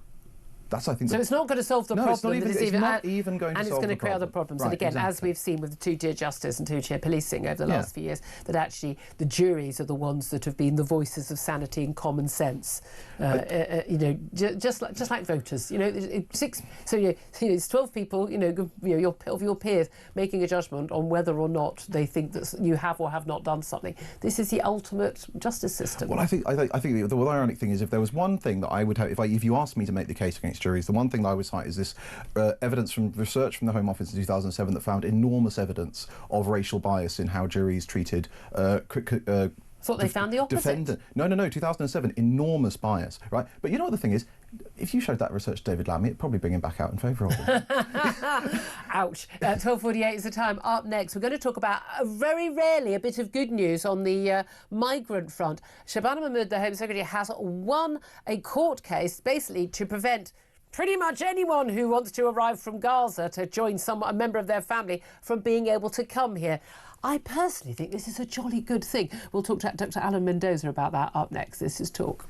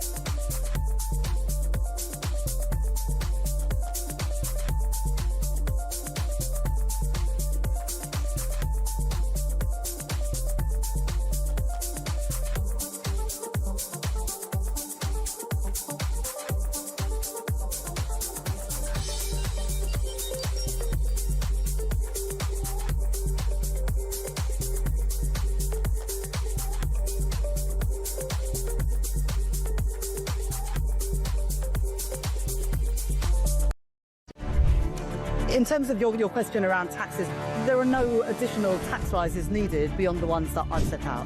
Don't need to increase taxes. I'm not coming back with more borrowing or more taxes. I will not increase your national insurance. I will not increase your VAT, and I will not increase your income tax. We don't need to come back for more. We've done that now. We've wiped the slate clean. The economic circumstances have declined, deteriorated since a year ago. We are having to look at taxes and spending. In terms of your question around taxes, there are no additional tax rises needed beyond the ones that I've set out. Don't need to increase taxes. I'm not coming back with more borrowing or more taxes. I will not increase your national insurance. I will not increase your VAT, and I will not increase your income tax. We don't need to come back for more. We've done that now. We've wiped the slate clean. The economic circumstances have declined, deteriorated since a year ago. We are having to look at taxes and spending. Across the UK, on DAB+, on YouTube, on your mobile, and on your side. This is Talk. Good afternoon, welcome back to the show. 12:51 is the time. We talked a lot about the budget today, also about migration, but there's one bit of good news on that front. Delighted to having joined me now is Dr. Alan Mendoza. He's Executive Director of the Henry Jackson Society, and actually also just taken on a role advising the Reform Party, very interestingly. Good afternoon to you, Alan. Hello, Julia. Hello. Thank you very much for joining us. Now, this is a rare bit of good news from the courts on a migration front. Shabana Mahmood, the Home Secretary, has managed to overturn a human rights ruling that granted Palestinians fleeing Gaza refuge in Britain.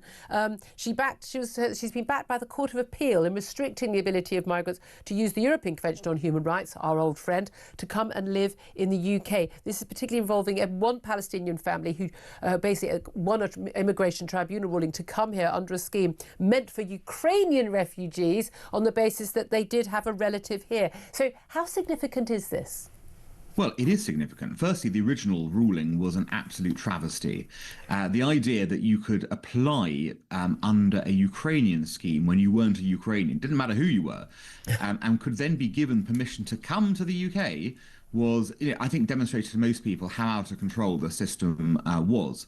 So, outrageous initial decision. Government appealed it, and I think rather perhaps even to her surprise, the appeal court has decided that she's right. And there are limits, apparently, after all, to Article 8 of the ECHR. Who knew? I mean, who knew? But again, there's also what's fascinating. It was right to a family life. This isn't about a mum being able to bring her children in. This is about two brothers. So I'm a Palestinian family in Gaza. Two grown-up brothers. Two grown-up brothers. But my brother lives in England, in the UK, and I want to come and join you. My stepsister lives in New York. I've not got a right to go and live in New York. Well, had you applied under British immigration law, you might have done. Who knew?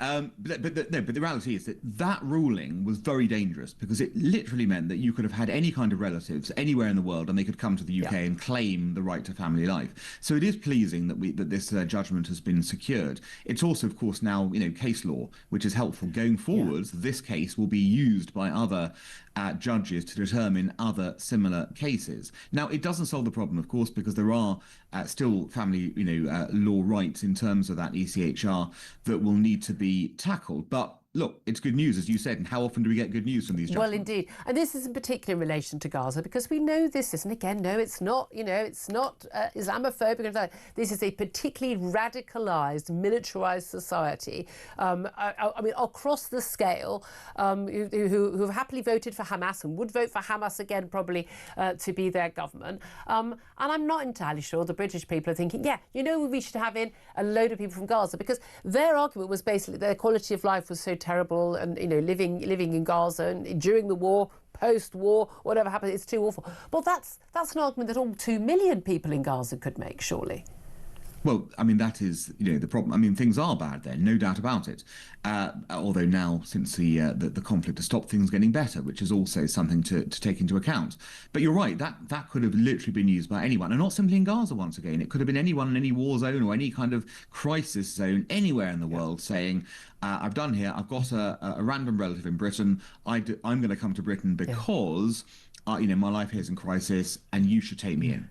So that's a problem. And the absurd thing, of course, is that as each person is taken in, you then extend it. We're told it's not that very many people. Or chain migration. And then another person around them. And of course, we've had the students, these young Gazan students who've been brought over here to London universities where they're studying, some postgraduate degrees. And it's absolutely fascinating. Then they said, well, we were told we couldn't bring our kids, but now we want to bring our kids. And there was one woman on the radio the other day, and she was saying about, she hadn't seen her child for a couple of years. And you think, sorry, what sort of mother leaves their child, their young child, in a war zone so they can go and do a postgraduate degree? I've never heard anything more obscene.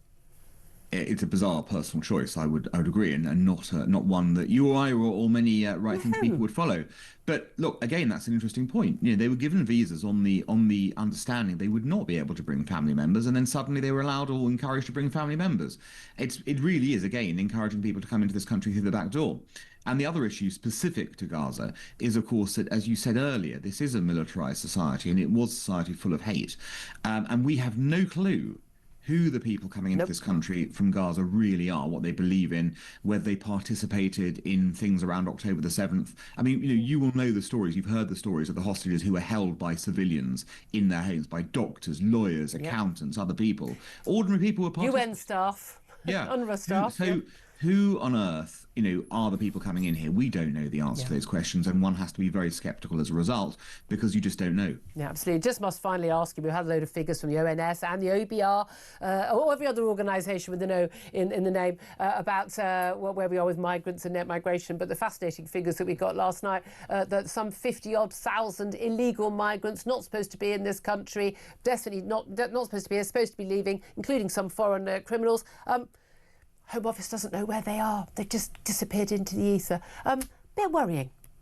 Very worrying, because of course we've seen some illegal migrants who have committed crimes.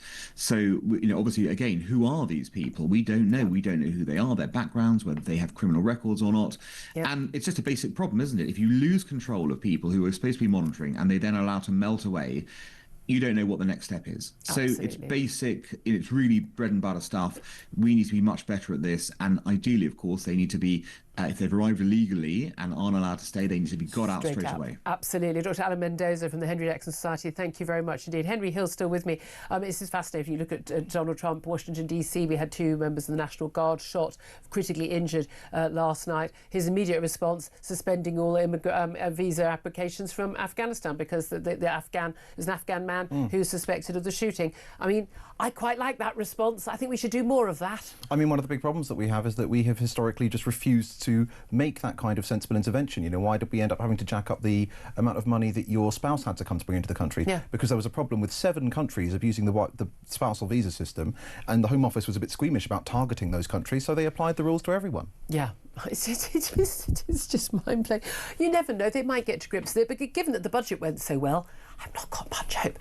Joining us right now, I'd like to say, is Ian Collins. He's here for the next year. What are moaning about? They've solved the problem. Numbers have gone down, everything's good. They've lost 53,000 people, but that can happen to anybody. No, we can. Who hasn't lost 53,000 illegal migrants? Come on. It's very easy done. Sunshine hour. Absolutely, yeah. We're going to put a positive spin on this. Labour have solved the immigration, or have they? If you just lose them all, then there isn't an immigration crisis. And of course, the legal immigration, all that is down to Tory policies that happened previously, as you've been discussing. Exactly. And you had some fun with the budget yesterday. You had Kenny Badenoch's response. It's funny. I was just talking to Andrew Neil outside after he'd been with you, and Andrew's been through, as you know, about 1,000